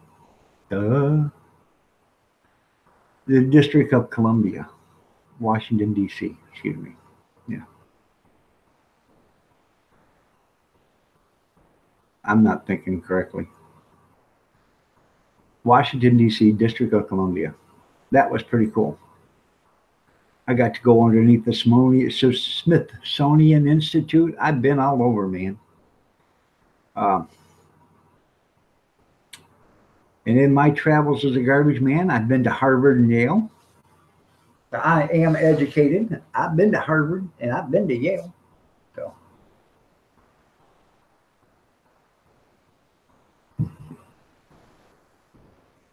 been to the Smithsonian. And what's cool about the Smithsonian is there's an underground tunnel that you back up. You take a roll-off truck and you got to back down this tunnel. And this thing is long, probably about 500 yards, a little over a quarter mile, or yeah, a little over a quarter mile maybe. No, wait a minute, 500 yards, yeah, a little over a quarter mile, close to almost a half a mile. You back down this alley or this tunnel. There's no way of turning it around. You back down it, and once you get down to where you're going, it opens up to about I don't know, maybe an 80 by 80 area down there. And when you back up, you either back straight, you back to the left, you back to the right. And when you back up, either whatever way you're going, there's a roll-off box there sitting on a pedestal.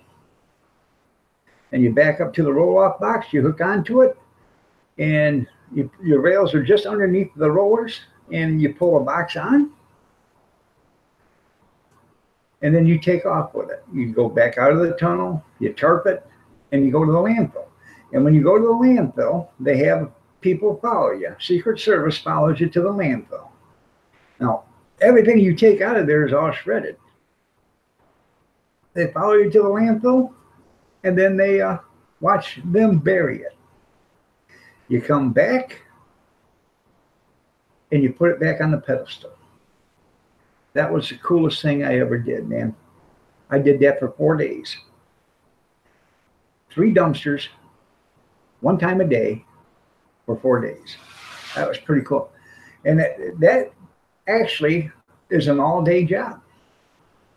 Because by the time you back down that thing, I mean, you're going like 1 mile an hour. So it takes you 10, 15 minutes to back all the way down there. And then you back down there, you pick it up. And it's not easy pulling a roll-off box off a pedestal. And it's even harder putting one back on. So when you put it on the pedestal, you loosen up the cable and you pull ahead a little bit quick, and then the box will start to slide.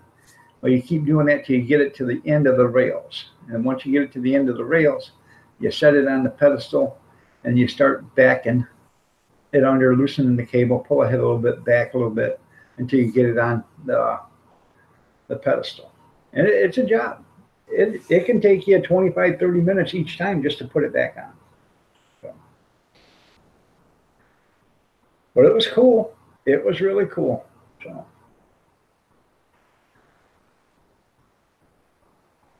You went to the Smithsonian to see Archie Bunker's chair. That's pretty cool. Yeah. But you would be surprised in all the stuff they throw away at the Smithsonian. You know, because they do research on all this stuff, you know, and back then they were getting into not the digital, but putting everything on floppy disk or whatever, and saving all that stuff to hard drives. I don't even know what you want to call it back then, but they were getting rid of all the paper. So they were shredding all that stuff. So. And it was pretty cool. Charlie Chillin, good morning. Nice to have you here. You're looking lovely as ever. Because it was on pedestals because the tunnel was only like 12 feet tall. So you couldn't lift your rails up, you know, all the way up to pick them up off the floor. So what you did is you picked up your rails only about a foot off in the frame, and which would let you back underneath the roll-off box just a little bit. Then you could pull it up on, drop the rails down, and then pull out of there. The boxes weren't very big. They were only probably, they were 20-yarder boxes, but they're only like 3 feet tall and 20 feet long. So that way you can, the boxes weren't as tall as the cab of the truck. And they had the roll-off truck that they had that went in there. They cut the stack and then put an elbow on it so that would not catch, because they learned that the first time they backed down there. They took the exhaust system right off it. So they ended up, they cut the stack and then put an elbow on it. So, but it was pretty cool. I enjoyed that the most. So it was scary though, man, because you only got, you know, like 8-10 inches on each side of you backing up, that on each side of your mirrors, you know, so you got to watch both mirrors. You got to watch where you're walking, you know, where you're backing and all that. And it's pretty cool.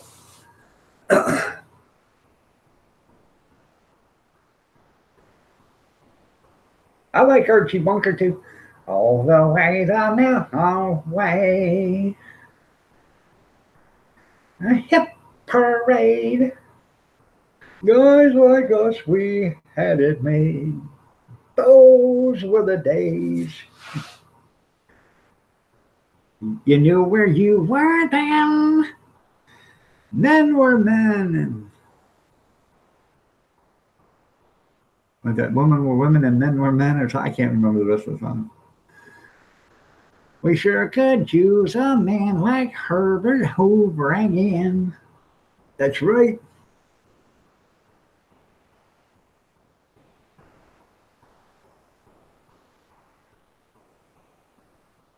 I like the Archies, the Bunkers. And you know what? Meathead's still a meathead.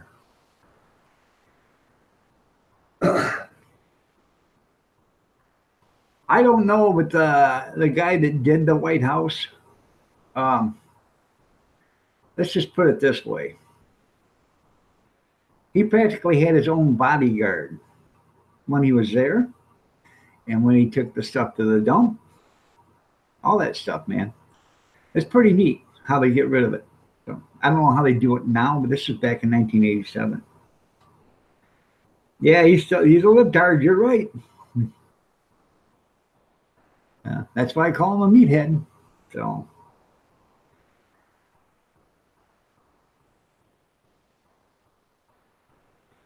Toy Maker Larry, how are you doing? Nice to have you here. Good to see you. Yeah.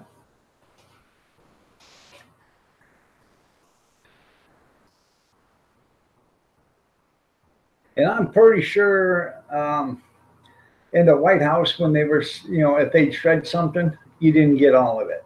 You know, they would shred, you know, they shredded documents or something. They probably had 4 or 5 different shredders, and they'd start shredding, you know, pieces of it in different shredders and putting it in different bags and all this other stuff.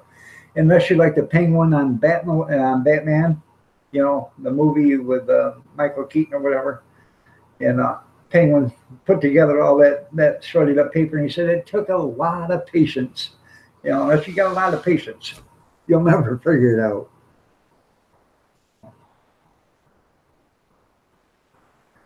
You know.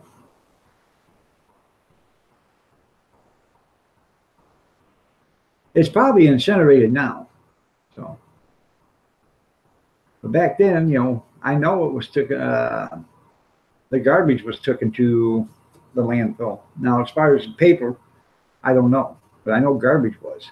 So, I'm just assuming the documents were shredded if they were and put into different bags. If that's what happened, if they were thrown in the trash, because that's what Smithsonian Institute did, is they shredded all their documents, and some documents went into this roll-off, some went into that roll-off, some went into the other roll-off.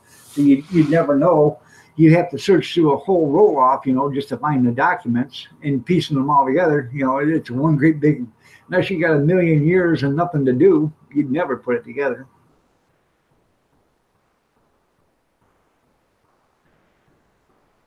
You're right. I understand that, Tim. So, used to have escorts before I got my TWIC card. They'd sit there and drive right beside you until you got to where you was going in the harbor, and they'd stand right there until you were done watching you. And every time you got escorted, it cost you $50.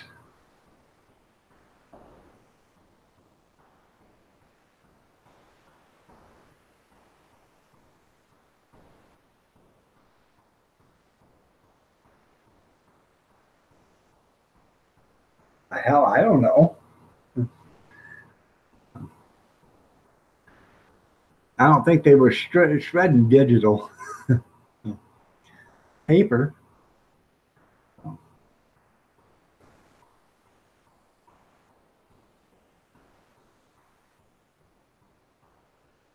It is big money in the garbage business. Like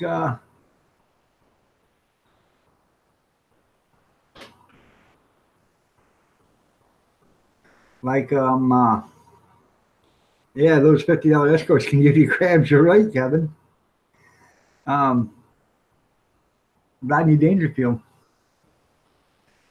like Rodney Dangerfield said, uh, them boys ain't owned by the Boy Scouts. So I love that movie. Back to School.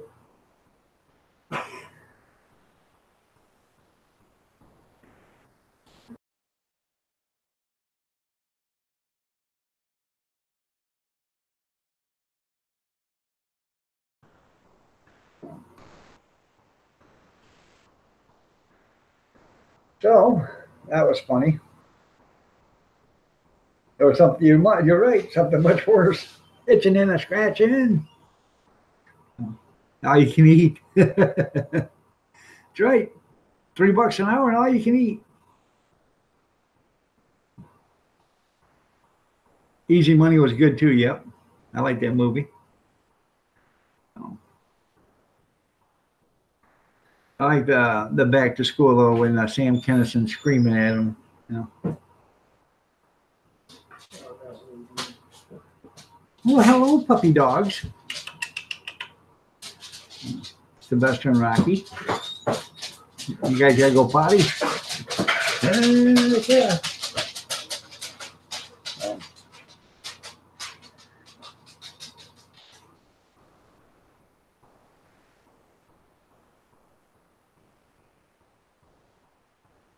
There you go. Yep. That's hey, I know exactly what you're talking about there, Junkyard.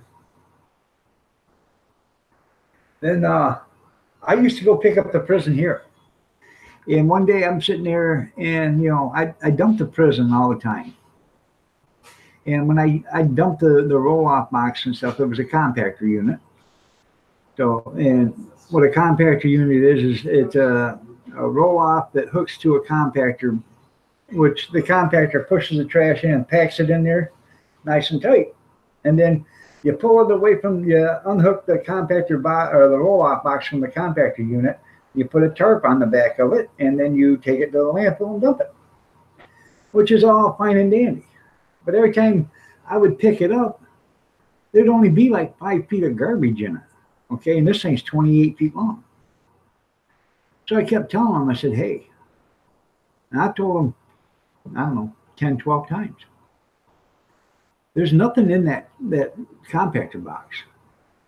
Sooner or later, these guys are going to figure it out that they can hop in there, hop over the pile of garbage. You guys can run it for a week, unless they don't mind smelling all that stuff and eating garbage.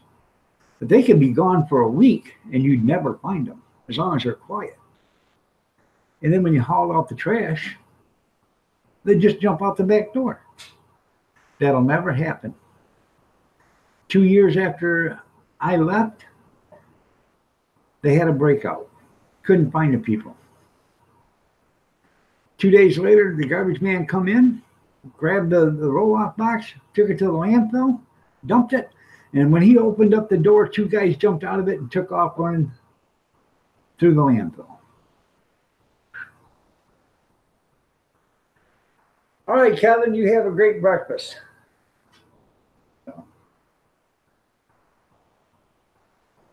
But that's what happened. And I told them, in fact, way before that.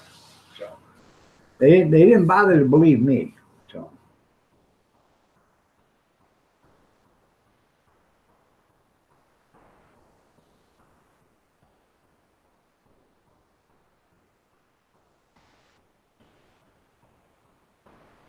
wish Denny served Bloody Marys. Just order tomato juice and some olives and some celery and some onion and some garlic powder and a dill pickle spear, and then bring your own vodka. Da-da-da. It'll be a lot cheaper than the Bloody Mary. What's the matter, Rocco? Rocky, you good boy? She's not going back in there. So you're okay.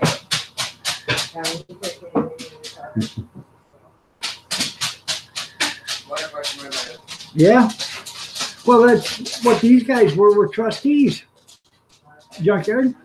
Then all of a sudden the trustees disappeared. And it wasn't that hard. They had 3 trustees, okay? 2 of them hopped in. The 3rd trustee pushed the button.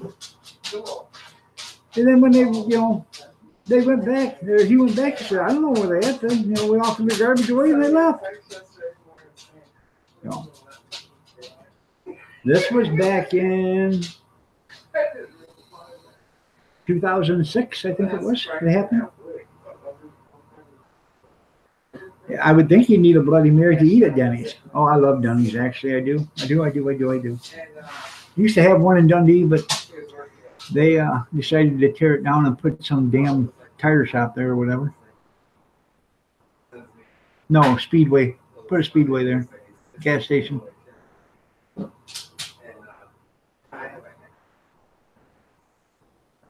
Denny's is a good, they actually have good food. So.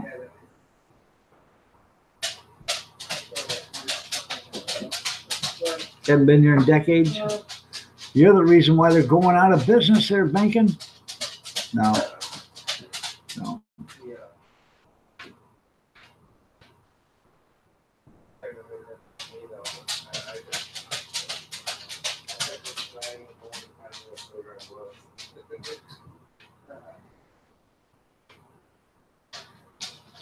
That would be funny.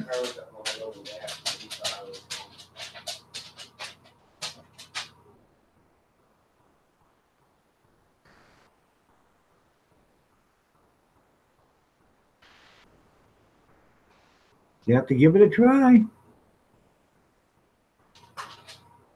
Good morning, sweetheart. You're looking lovely as ever. No, they're just walking on that's their nails tapping on the laminate floor.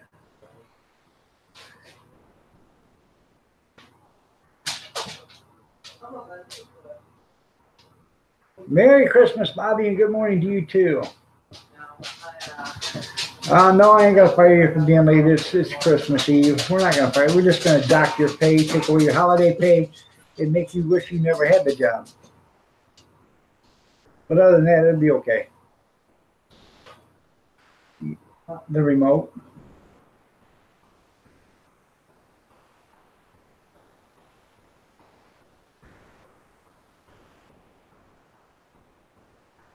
There you go.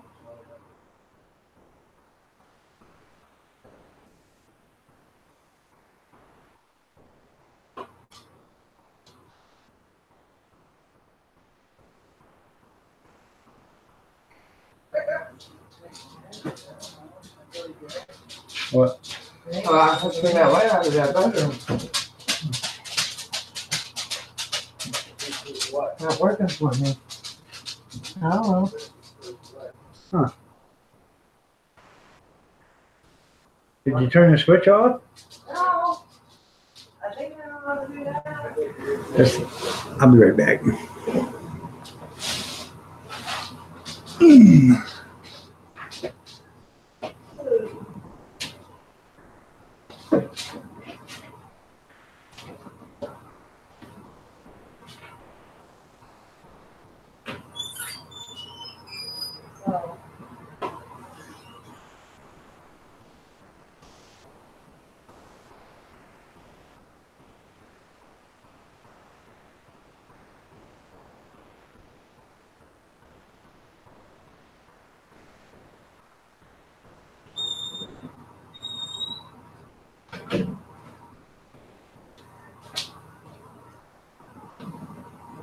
The light's on.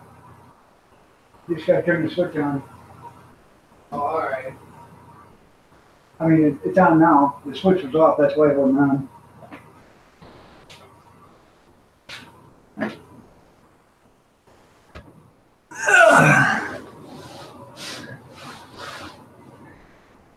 You're actually, I'm sorry, that's right, you said that before. Oh, I'm sick too.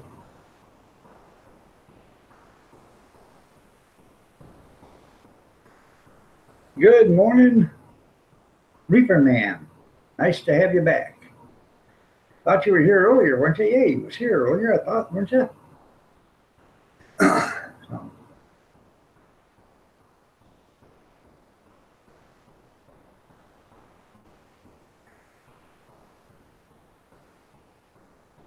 Christy doesn't feel good. Her kitty kept her up all night long. That's right, her kitty kept her up all night long.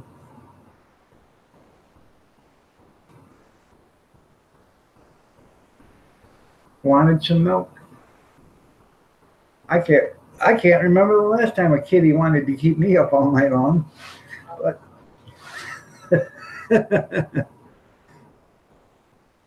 and now the kitty's sleeping and Christy ain't.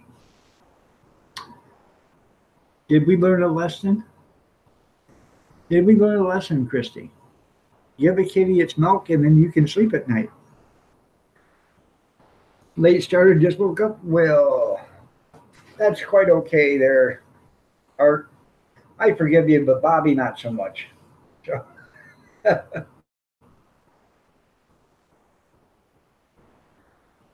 Fresh pot of coffee.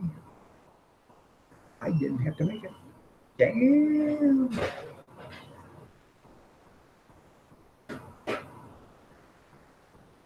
Kitty would become the next main course. There you go. It ain't been an entire month yet. Tonight at 8 o'clock it will be 4 weeks. Don't count your chickens before they're hatched there, Mr. Sprinkle. You shouldn't have any more cravings. You should be gone by now. But I'm going to tell you what. The cravings will be gone, but you'll have somebody to light a cigarette. Man, that thing will smell like a T-bone steak cooking on a grill. It sure will. Just make sure you want to become a vegan that day.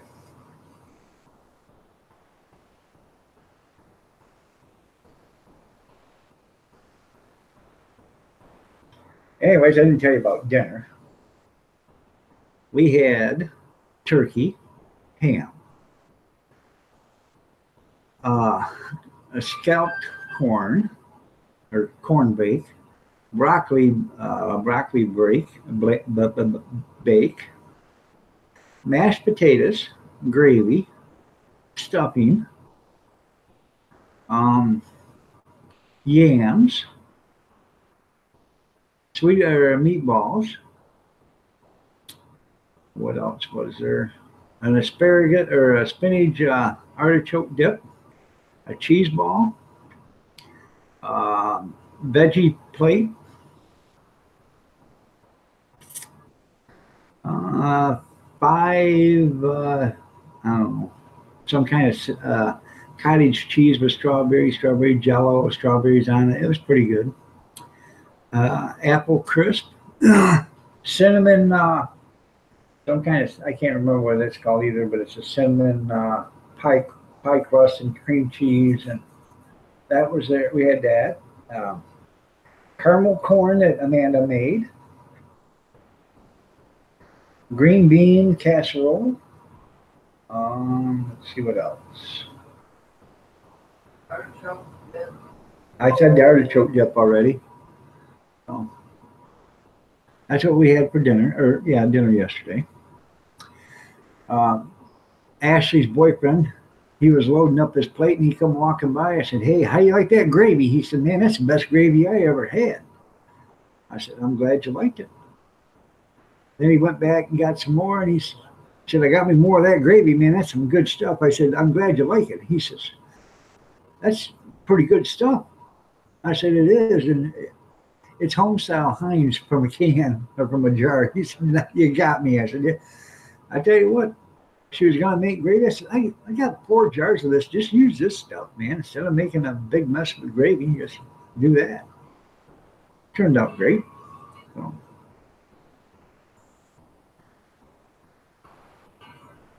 been a year. That's pretty cool, Reaper man. There you go. Be there in 5. So, written in blood.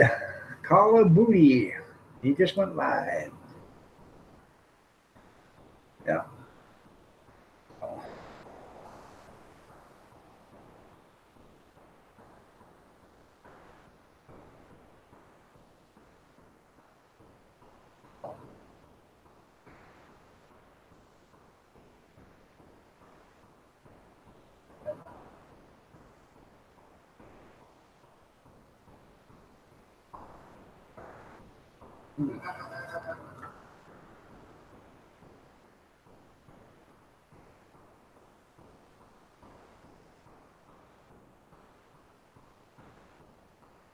So anybody else got anything they want to talk about? I know it's a Christmas season. You're gonna go lay down? All right. Well, you have yourself a good nap. You know, you wouldn't be tired if you'd just give the cat some milk last night, so it would have slept. Uh, Just trying to give you some advice there, Christy.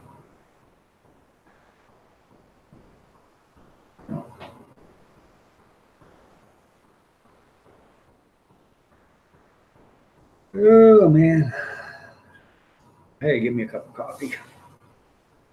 Got to get it while the getting's good. Hey,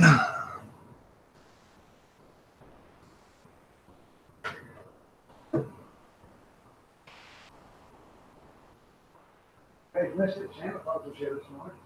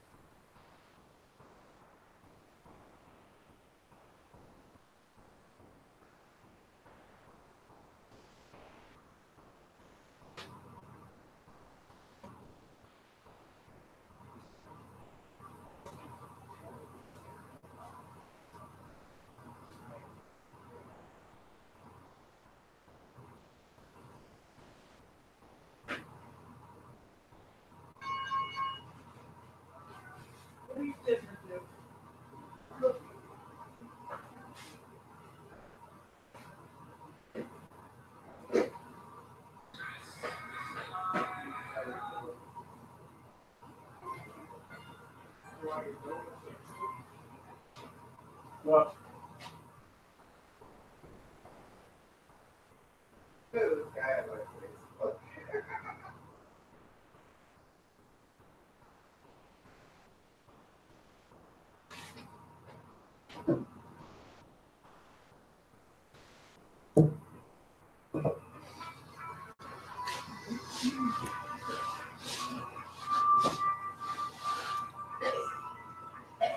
there you go. Bye, Christy.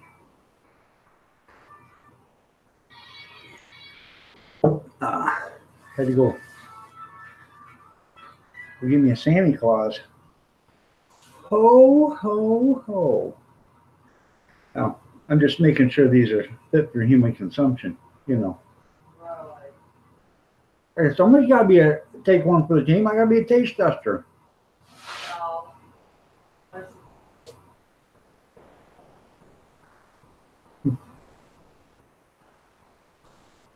Mukbang at its best. There you go.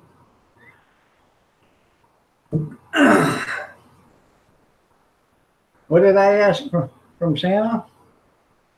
Well, I sat on his lap while the camera was off, and I asked him, I said, Santa, can I have world peace for Christmas?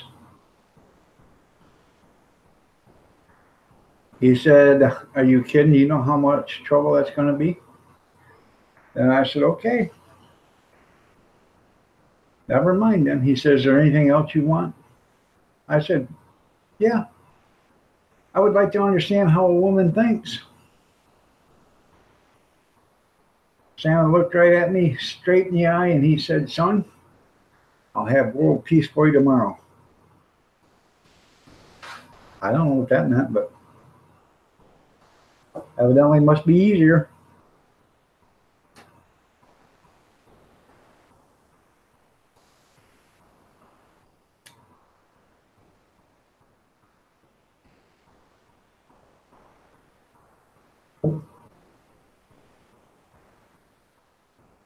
Ba-dum-bum. There you go. I'll tell you what, you guys are missing out. These cookies are really good. They don't need to be dunked, but they even taste better with coffee.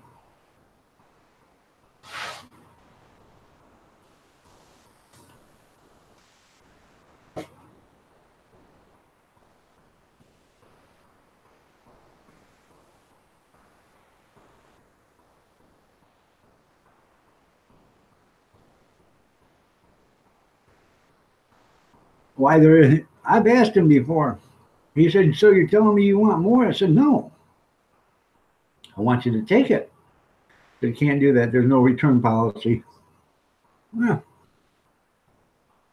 All right, Charlie, you have yourself a great Christmas too. We'll see you later, man.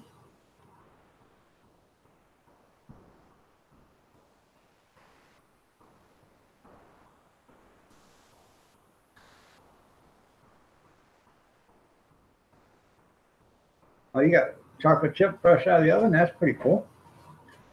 These are Christmas sugar cookies, and they are excellent.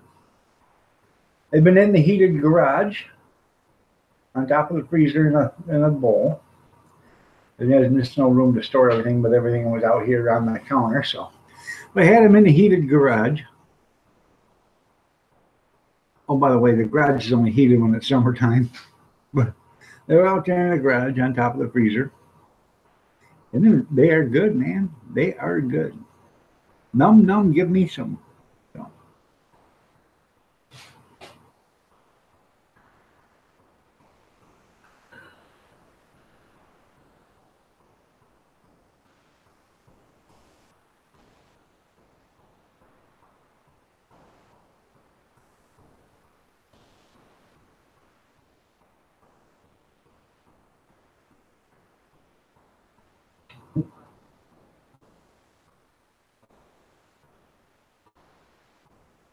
Mm.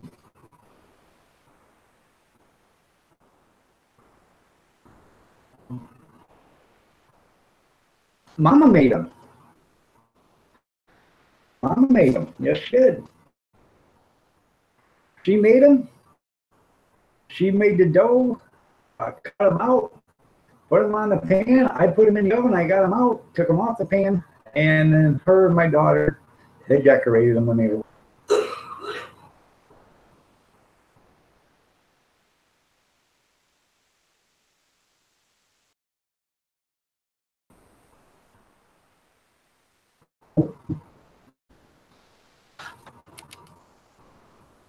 Then I made 4 balls. I didn't have pecan here, and I was going to buy some, but at $5 for an 8-ounce bag, you're losing. You're losing me.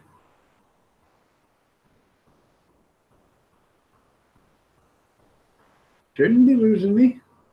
I got plenty of bars.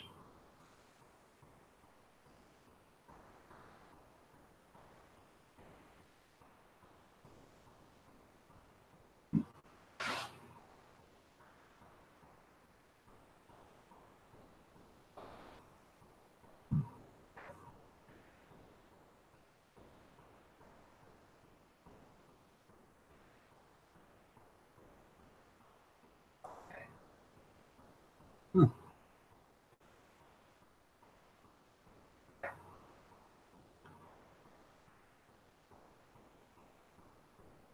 Huh. I don't know. I have no idea. Don't know what happened. Was it anybody else losing me?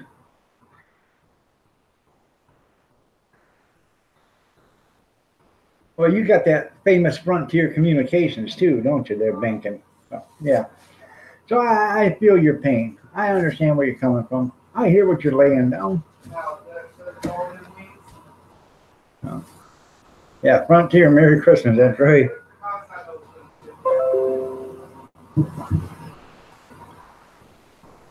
New from Skagit, cream of mushroom chicken and rice casserole. Huh. Sounds pretty good. You guys don't know who Skagit is? Check them out. Skoggit. Sharon Burke. Good morning, Sharon. How are you doing this lovely, lovely day? You're looking lovely as ever. You're the ray of sunshine that opens up the flowers to let the bees collect the nectar so they can make the honey. You're the hope in a little child's eyes. Good morning, Sharon Burke. Merry Christmas.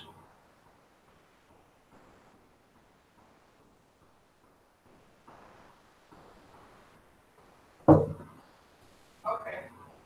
That's gonna be right by 3, right? Okay.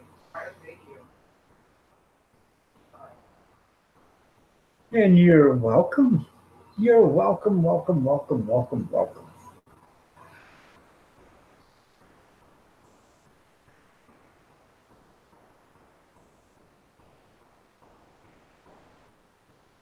What she said now.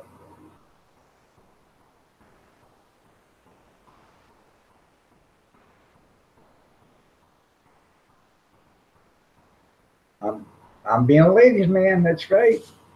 It don't hurt to be nice to the ladies. By the way, where's Miss Benkin at? Is she still looking lovely as ever? Huh? Hmm? Huh? Miss Benkin. Miss Benkin.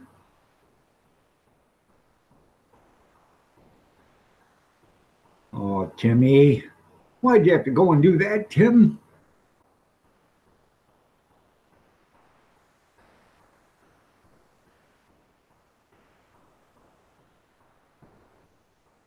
She's baking?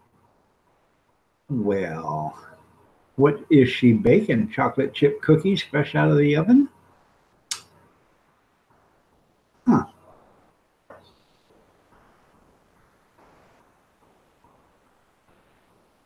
Tell her to come here so I can say hi, Benkin. Because I know she gets all googly eyed when I say, hi, Miss Benkin and Money. Hmm. I like Scrooge before redemption. You're a foul one, Mr. Tim. I wouldn't touch you with a 39.5 foot pole. You are a seasick crocodile. I'd take the seasick crocodile.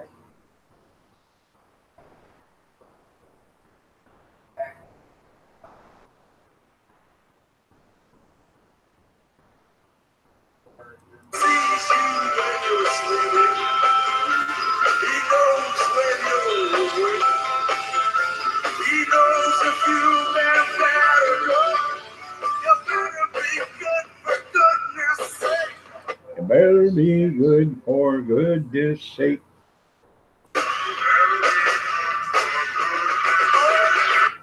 There you go.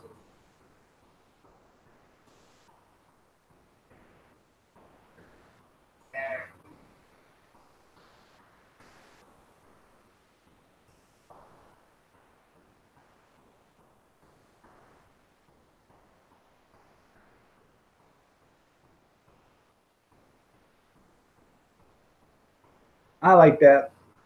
Probably the best part of the whole song is right there. You better be good for goodness sakes. Copyright strike. No, I can run 15 seconds.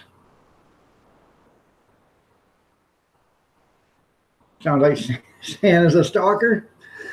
You're absolutely right there, Benkin. I did tell you what happened, didn't I?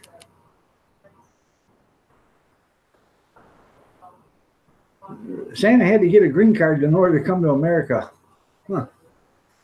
Now, it wasn't because of Trump, it was because of Barack Obama. He had to get one 10 years ago. But since then, he didn't know what's going on. But he's glad everybody can say Merry Christmas now instead of Happy Holidays. And you know what they're going to do? They're going to try to outlaw Merry Christmas.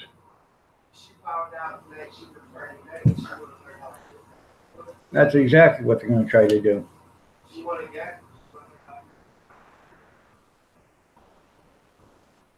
Oh. All right, whoop, whoop. Good morning, Margie. How are you doing?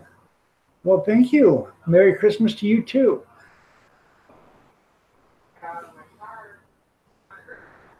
I'll tell her. She's talking to her sister. Her sister spent the night, so they're out having a cup of coffee in the dining room, so, or the kitchen, whatever, foyer.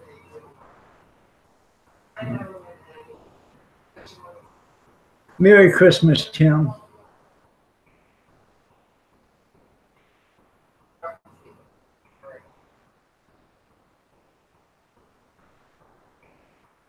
You'd have thought, Tim, you'd be more into Christmas after, the spirit of Christmas future come back and cured you of that limp and stuff and got rid of your crutch. You would have thought you'd be more into the Christmas spirit.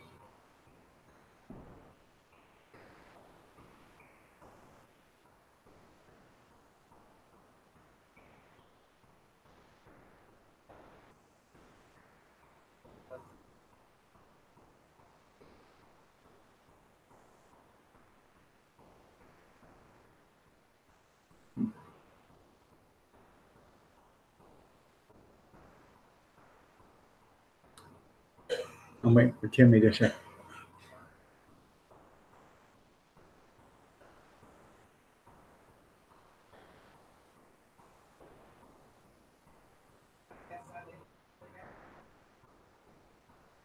Huh, your phone took off. Wow. Oh.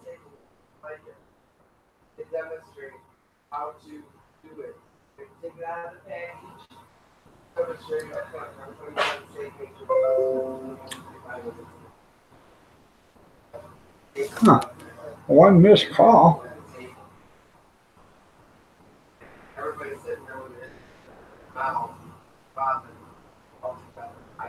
All right, you have a great day. Tell her I said Merry Christmas.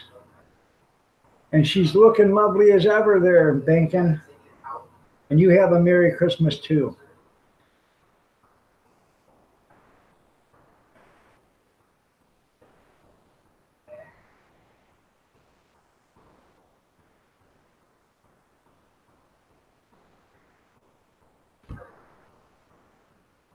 No, I wasn't talking about the day itself. I was talking about the saying Merry Christmas.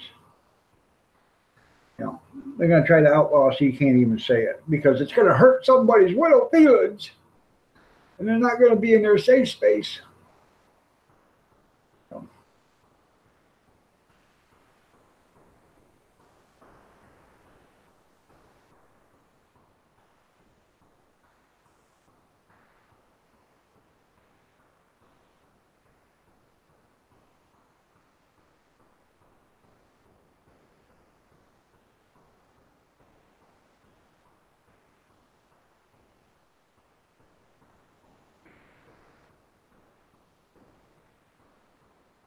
Yeah, it hurt your widow feelings. That's right. Yeah.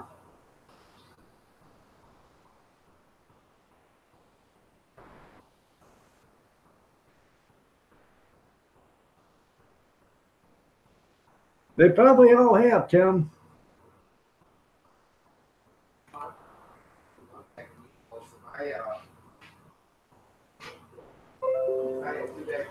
Well, you know what?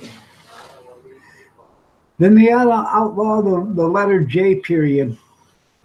It's cool. You know, let the kids write it without the J. See how they like that? So I just wanted to say how much I enjoyed being here. Well, it's really, So, without the J, let's see how they like that. so that's seriously set up. Home in the sticks, how to make rutabaga soup. Boy, that sounds yummy. That's a little.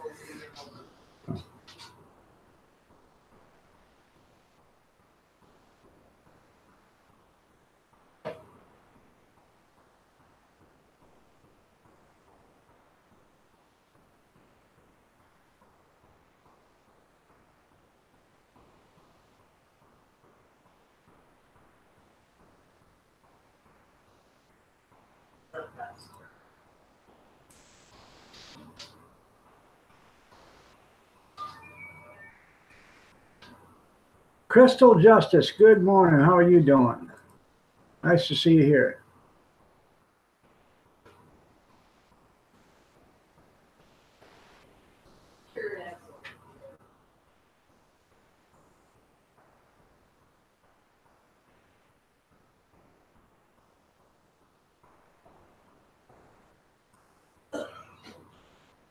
I said no hate messages today, Steve. I told you that this morning. No hate messages.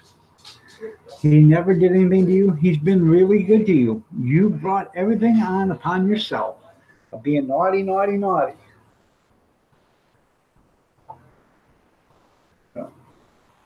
So if you don't be naughty, naughty, naughty, Steve, Sammy will bring you some presents.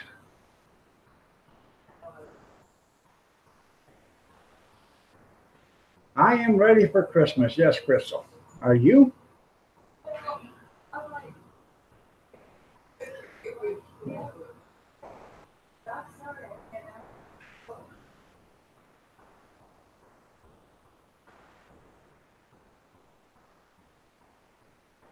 Let's see.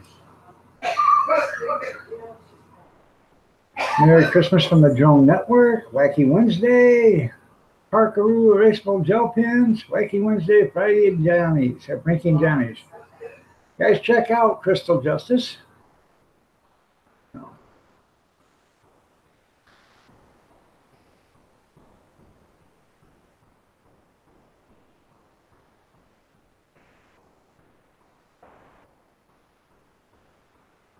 You baking cookies today for the family, and then all right, that's pretty cool.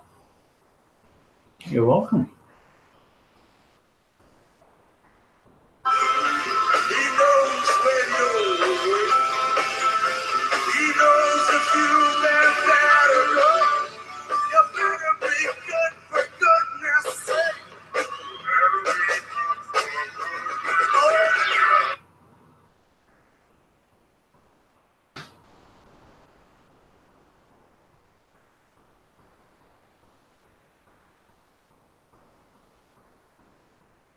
You better be good for goodness sakes.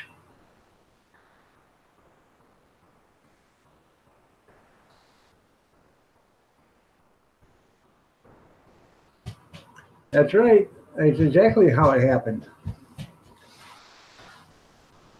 They wanted to hang them on trees, so that's why they put the hook on them.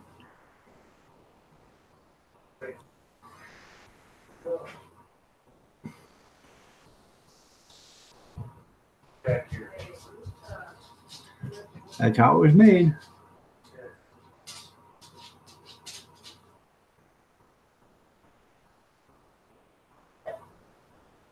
What do you say, Rocky? Huh? He was a good boy. Yeah. No. He's a good boy. He's an old dog. He's so damn old. I think he was here for the first Christmas. Yeah. Oh, humble. Yeah. Hips are getting bad. He's having a hard time walking. He's a cool looking dog. Is that right, buddy? How about you was a badass in your younger days, weren't you? Yes, you were. Yeah. Now the other one will find out that I'm petting this one, and he'll come running. Then they're just gonna hump each other. Oh, the good boy. Yeah, he's a good boy. Okay, go lay down.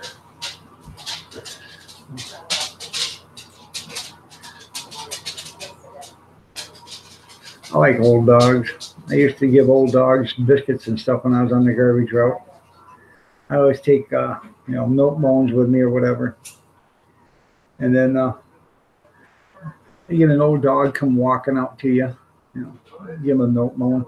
You get the old, get the other dogs that run out to you growling and stuff. You throw them a milk bone. After a couple of weeks, they sit there and, hey, growl at him. I'll come out there and he'll give me a treat. Used to spend, I don't know, about $5-10 a week on milk balloons, but it kept me from getting bit.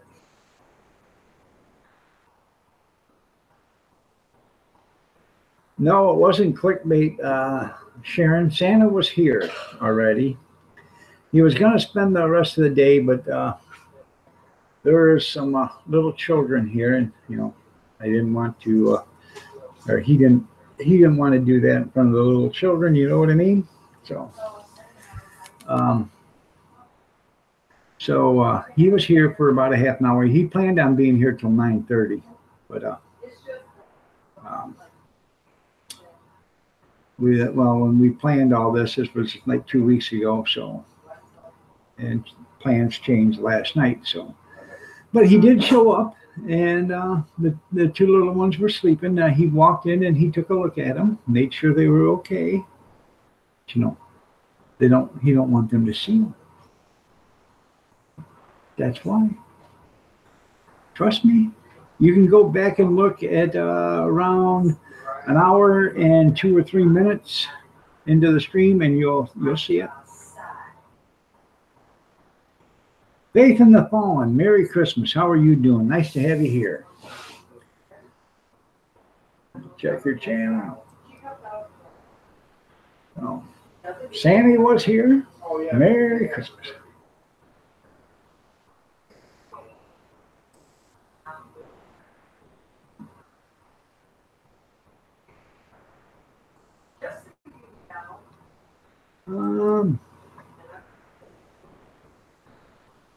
You guys are. I am subscribed to you. I think I've watched a few of your videos. You're singers.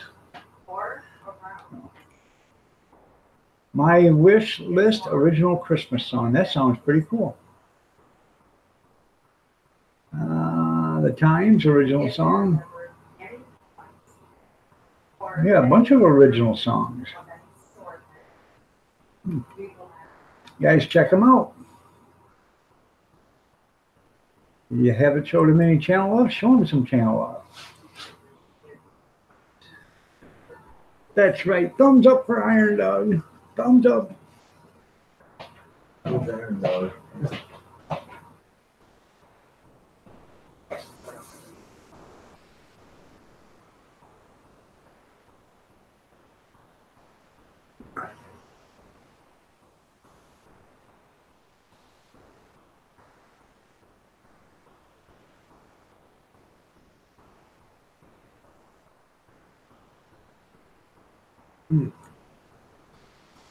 Shoulders are hurting, hands are sore, back is killing me, feet are killing me. Merry Christmas. Well, thank you. Yeah.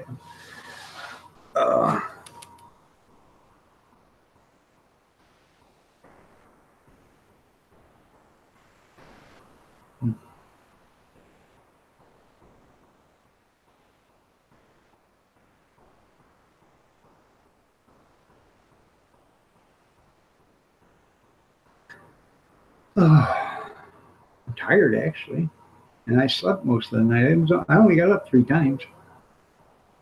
That's not bad. You got up 3 times from 11 o'clock till 5 o'clock. Well, that's 6 hours. Every 2 hours I got up, so it takes an hour to get back to bed. Not bad at all.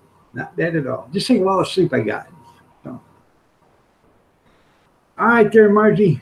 You have a good one. Thank you for being here. I appreciate it. Um, I don't know if I'm having a live stream tomorrow morning or not. If I do, it'll only be until the kids get up. So, you know, if I start one at 6:30 and they wake up at 6:45, I guess it's all over with by then. So it'll only be until the kids get up. So, but you know, you'll see the notification. If you're up, you're up. If you're not, you're not. I appreciate it if you'll be here. If I'm here, if you're not here, I understand. You know, there's more important things on Christmas Day than Iron Dog. So.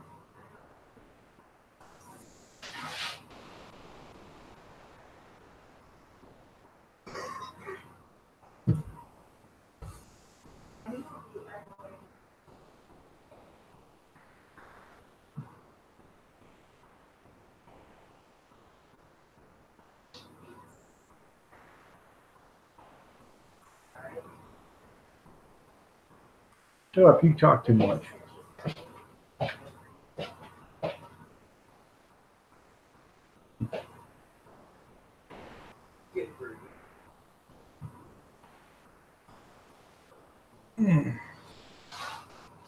So, tell me, give me a subject to talk about, people. I'm drowned in here. You know, I had a special guest, and you know, he had to leave. Off-grid homesteader, outdoor work, my wood splitter. Okay.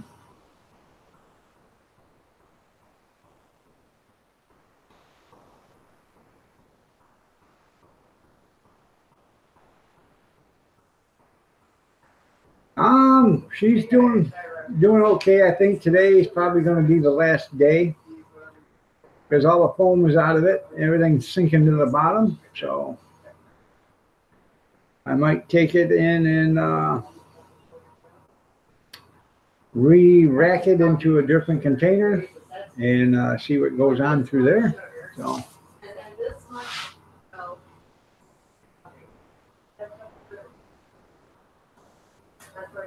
Good morning, Charlie Gordon. Nice to have you here. Where's Molly? Got her in the kitchen baking?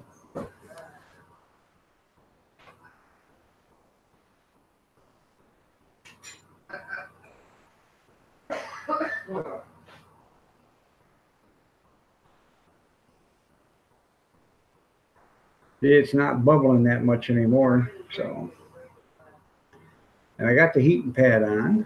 So. Been on for a couple of days, so and that helps to keep the temperature, so the yeast will work. But if I do not get milk and sugar, I drink it black.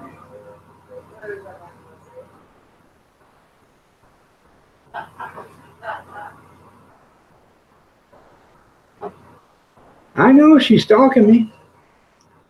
She's playing with a tiny tot. Yeah. Yeah. Good morning, Tara Cope. How are you doing? You're looking lovely as ever. Charlie, tell her I said she's looking lovely as ever.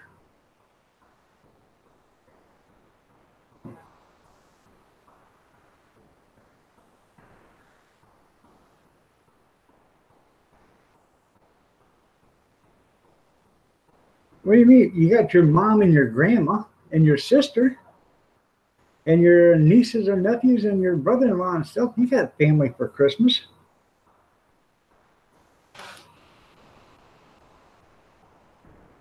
You don't have to be all humbugged. Steve, there's a lot of people out there with a lot less than you have, man. I'm telling you. So appreciate what you got. You know, understand that. I'm telling you. Well, maybe they can't, but at least you can call them and talk to them. My brother can't come. I wish he could. I wish he was here. I wish he would have came last night, but he couldn't. So I'm going to call him tomorrow and wish him a Merry Christmas. So I'm having a good morning. I'm glad you're doing good, Tara.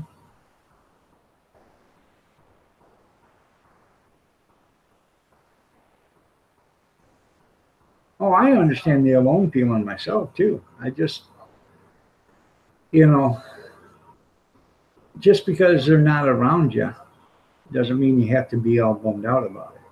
You can always call them. You know, like AT&T used to say, phone call. It's the next best thing to being here. And I realize that you know, there's some that you'll never be able to say hi to again. I understand that. We had the same thing last night. You know, her brother passed away in February, and you know, this is the first Christmas without him.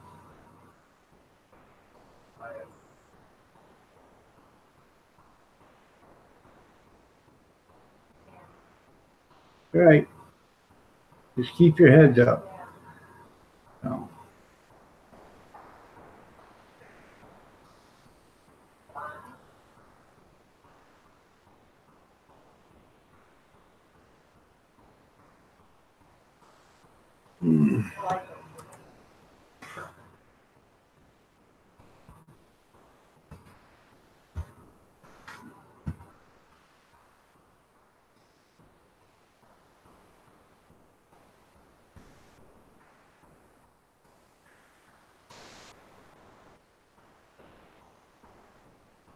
I am somebody.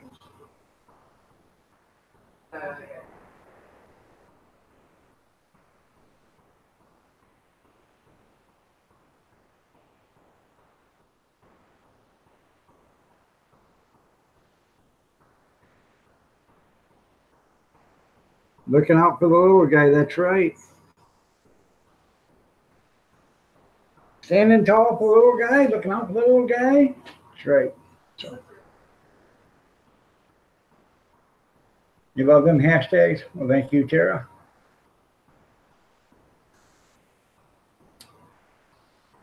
I started this, I don't know, 6, 8 months ago or something like that. And like 3 months ago, I seen a TV commercial and somebody put on their hashtag, I am somebody. So I started something. I may not have finished it, but I started it.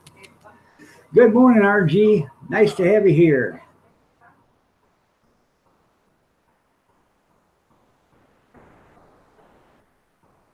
Honeybee or Little Rosie? Okay. Huh. Have to check that out.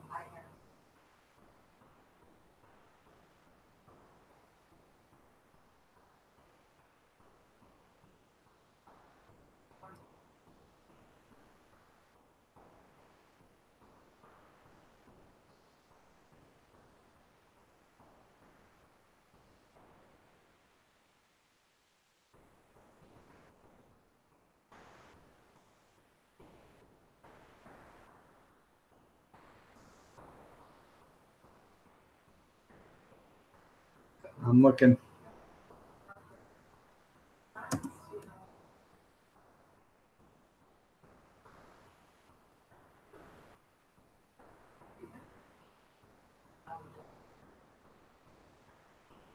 The one's got 23,000 channel followers.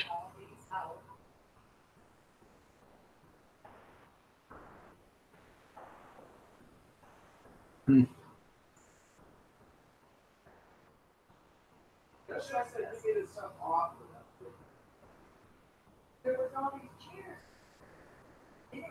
No, no, no, she didn't.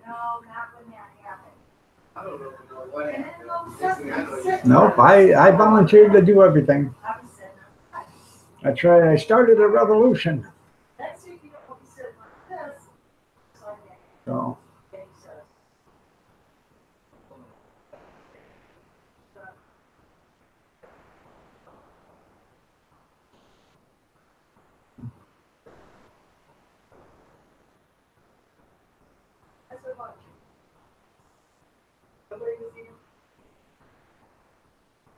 let me see if the Little Rosie channel is different.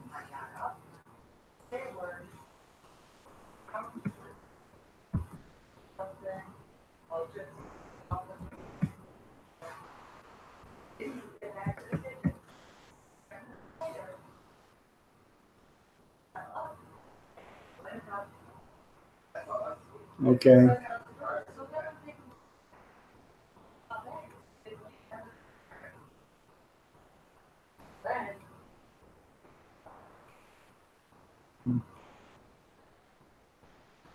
You sure it wasn't Rosie Channel?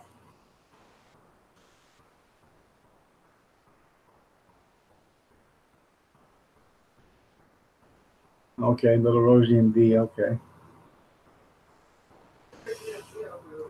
Unfortunately, I didn't know who she was. I've never met her, never seen her channel. So tragic loss. So I'm assuming it was cancer because that's what they were talking about. So yeah, man. Yeah, man. How you doing? Nice to have you here. Yeah, man.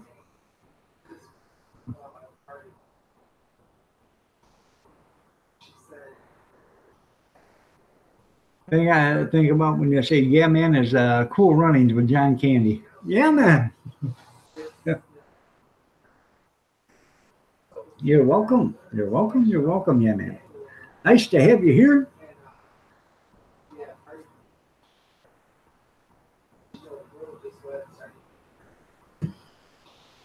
Welcome back, Marie. The funniest unfunny guy. Good morning. How are you doing? You are looking lovely as ever. And you're the funniest unfunny guy I've ever seen. You're ever. You guys don't know who the funniest unfunny guy is? Check out his channel. Sign up for his what do you want to call it? Email notifications. So the joke of the week or the joke of the day.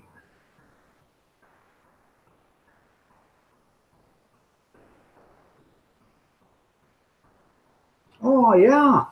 Me and Art, we go back a long way, yeah, man. So yeah.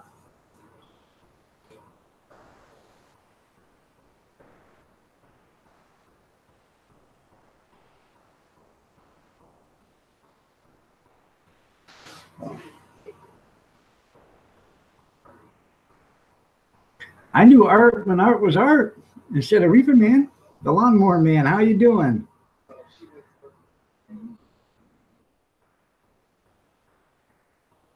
Well, thank you, Vinny. You didn't have to do that, but I appreciate it. Thanks so much.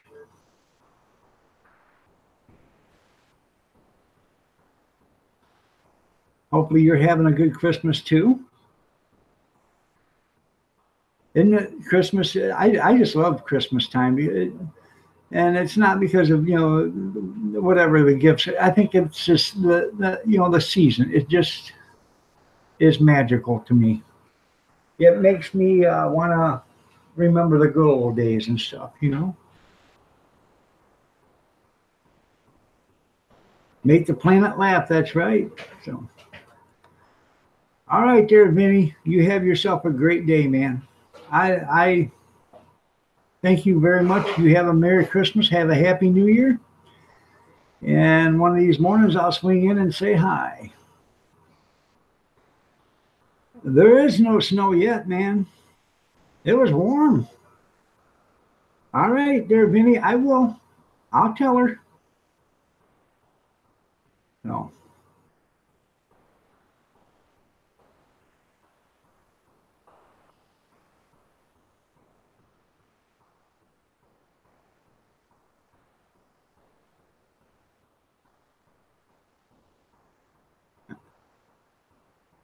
I hope everybody has a good Christmas.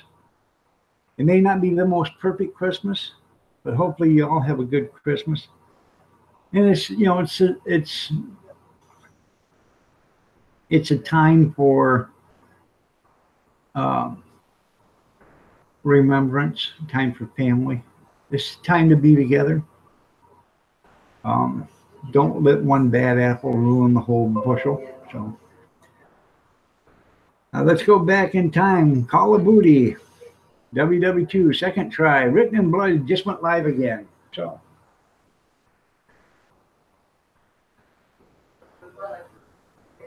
And Lawnmower Man, Merry Christmas. Tell your wife I said Merry Christmas. And tell the triplets I said Merry Christmas. Happy New Year's. It's already Christmas. I think they're close to it.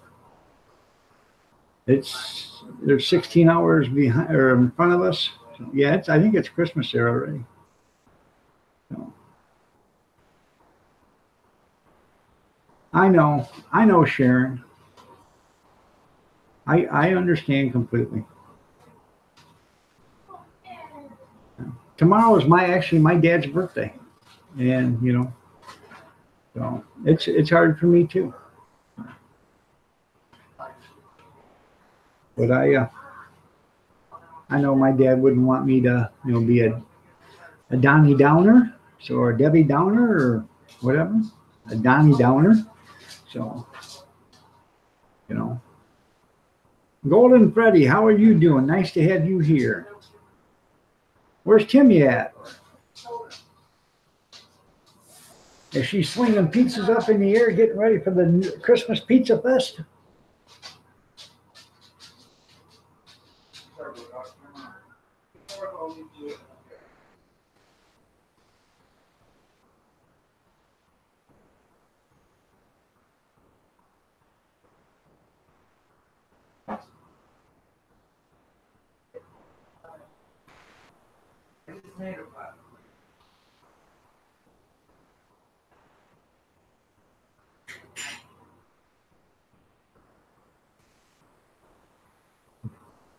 She's asleep, passed out. Oh, that's cool.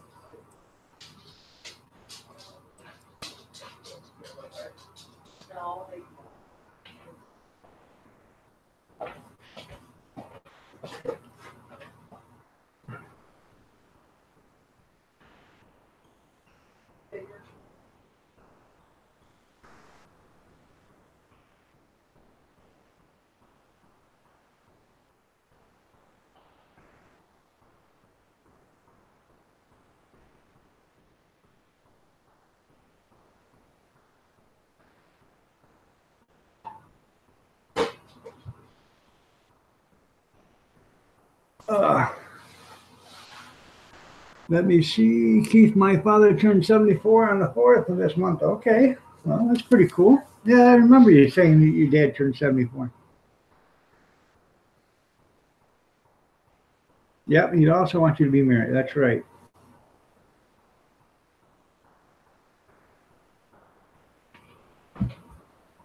Don't run. Now I'll get that butt.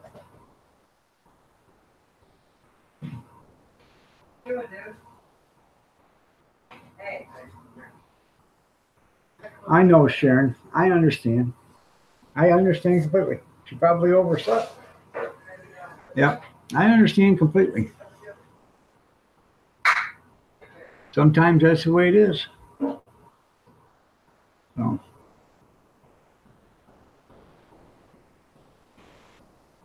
just a second.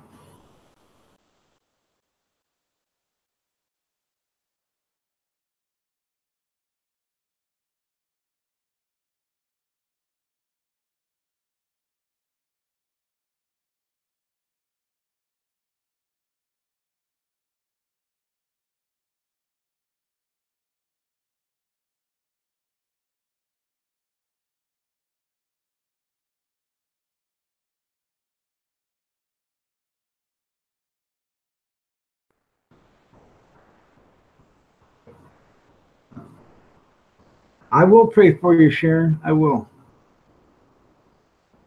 So,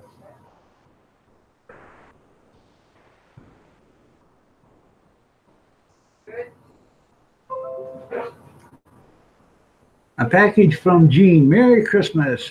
Live stream. Vicar Rick just went by. So, I love you too, Sharon. I do. If I can say it, you're like a mom to me.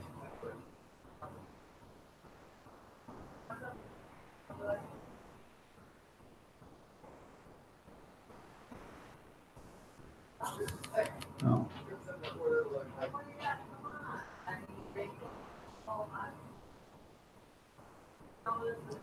Getting all misty eyed here. But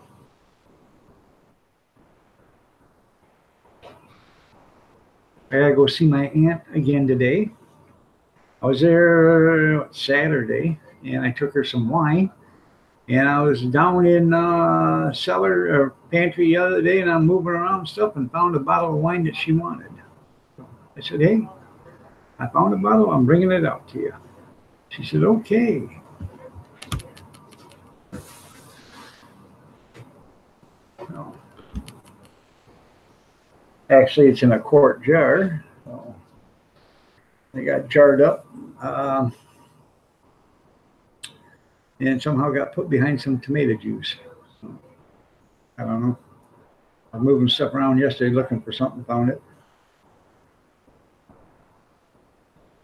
I think somebody was hiding it for their own personal use.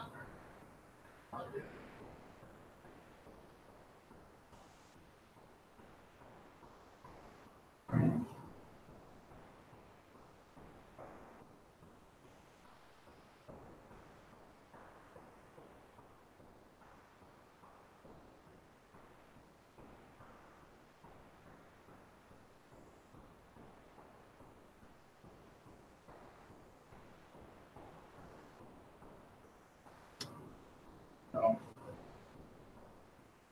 anyways, besides Christmas being tomorrow, um, like I said, I'm going to try to do a live stream in the morning, but I'm only going to do it until the kids get up. So, I mean, if the kids get up, I start at 6:30 and they get up at 6:31, I'm going to shut it down.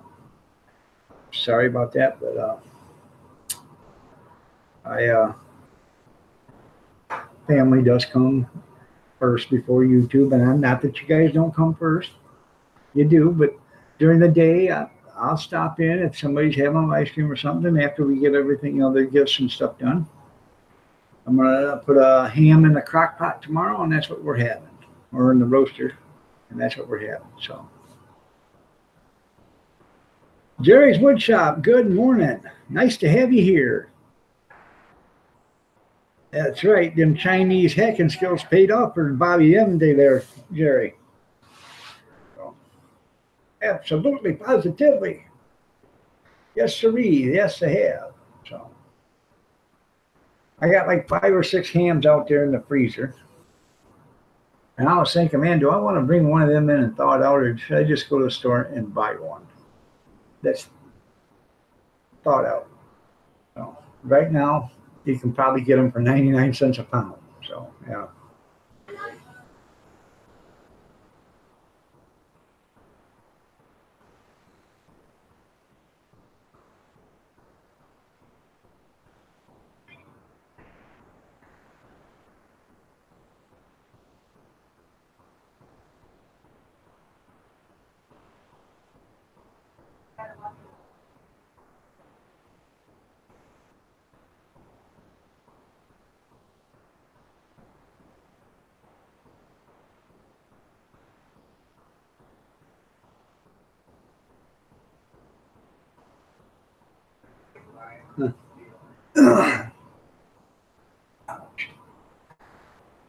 Oh, all right, man. Well, I'm sorry. I let time go by. Didn't even realize what time it was. It's 9:32. I'm sorry, everybody, but I'm going to get out of here. Um, y'all have a great day. God bless each and every one of you. Like I said, if I'll start a live stream tomorrow morning before anybody gets up. If nobody's up, I'll start it, and then as soon as they start waking up, I'll shut it down. But I appreciate each and every one of you guys for being here. I really do. I enjoy your company. I enjoy everything. And I'm glad you get to spend time with me, and I'm glad I got to spend time with you. But you all have a great day. God bless. Take care. Stay safe. Stay warm. Prayers and peace be with you. And if I don't get a chance to see you, Merry Christmas. And I mean that. It's not the season of giving, or receiving and stuff. It's a season of love. So just remember that.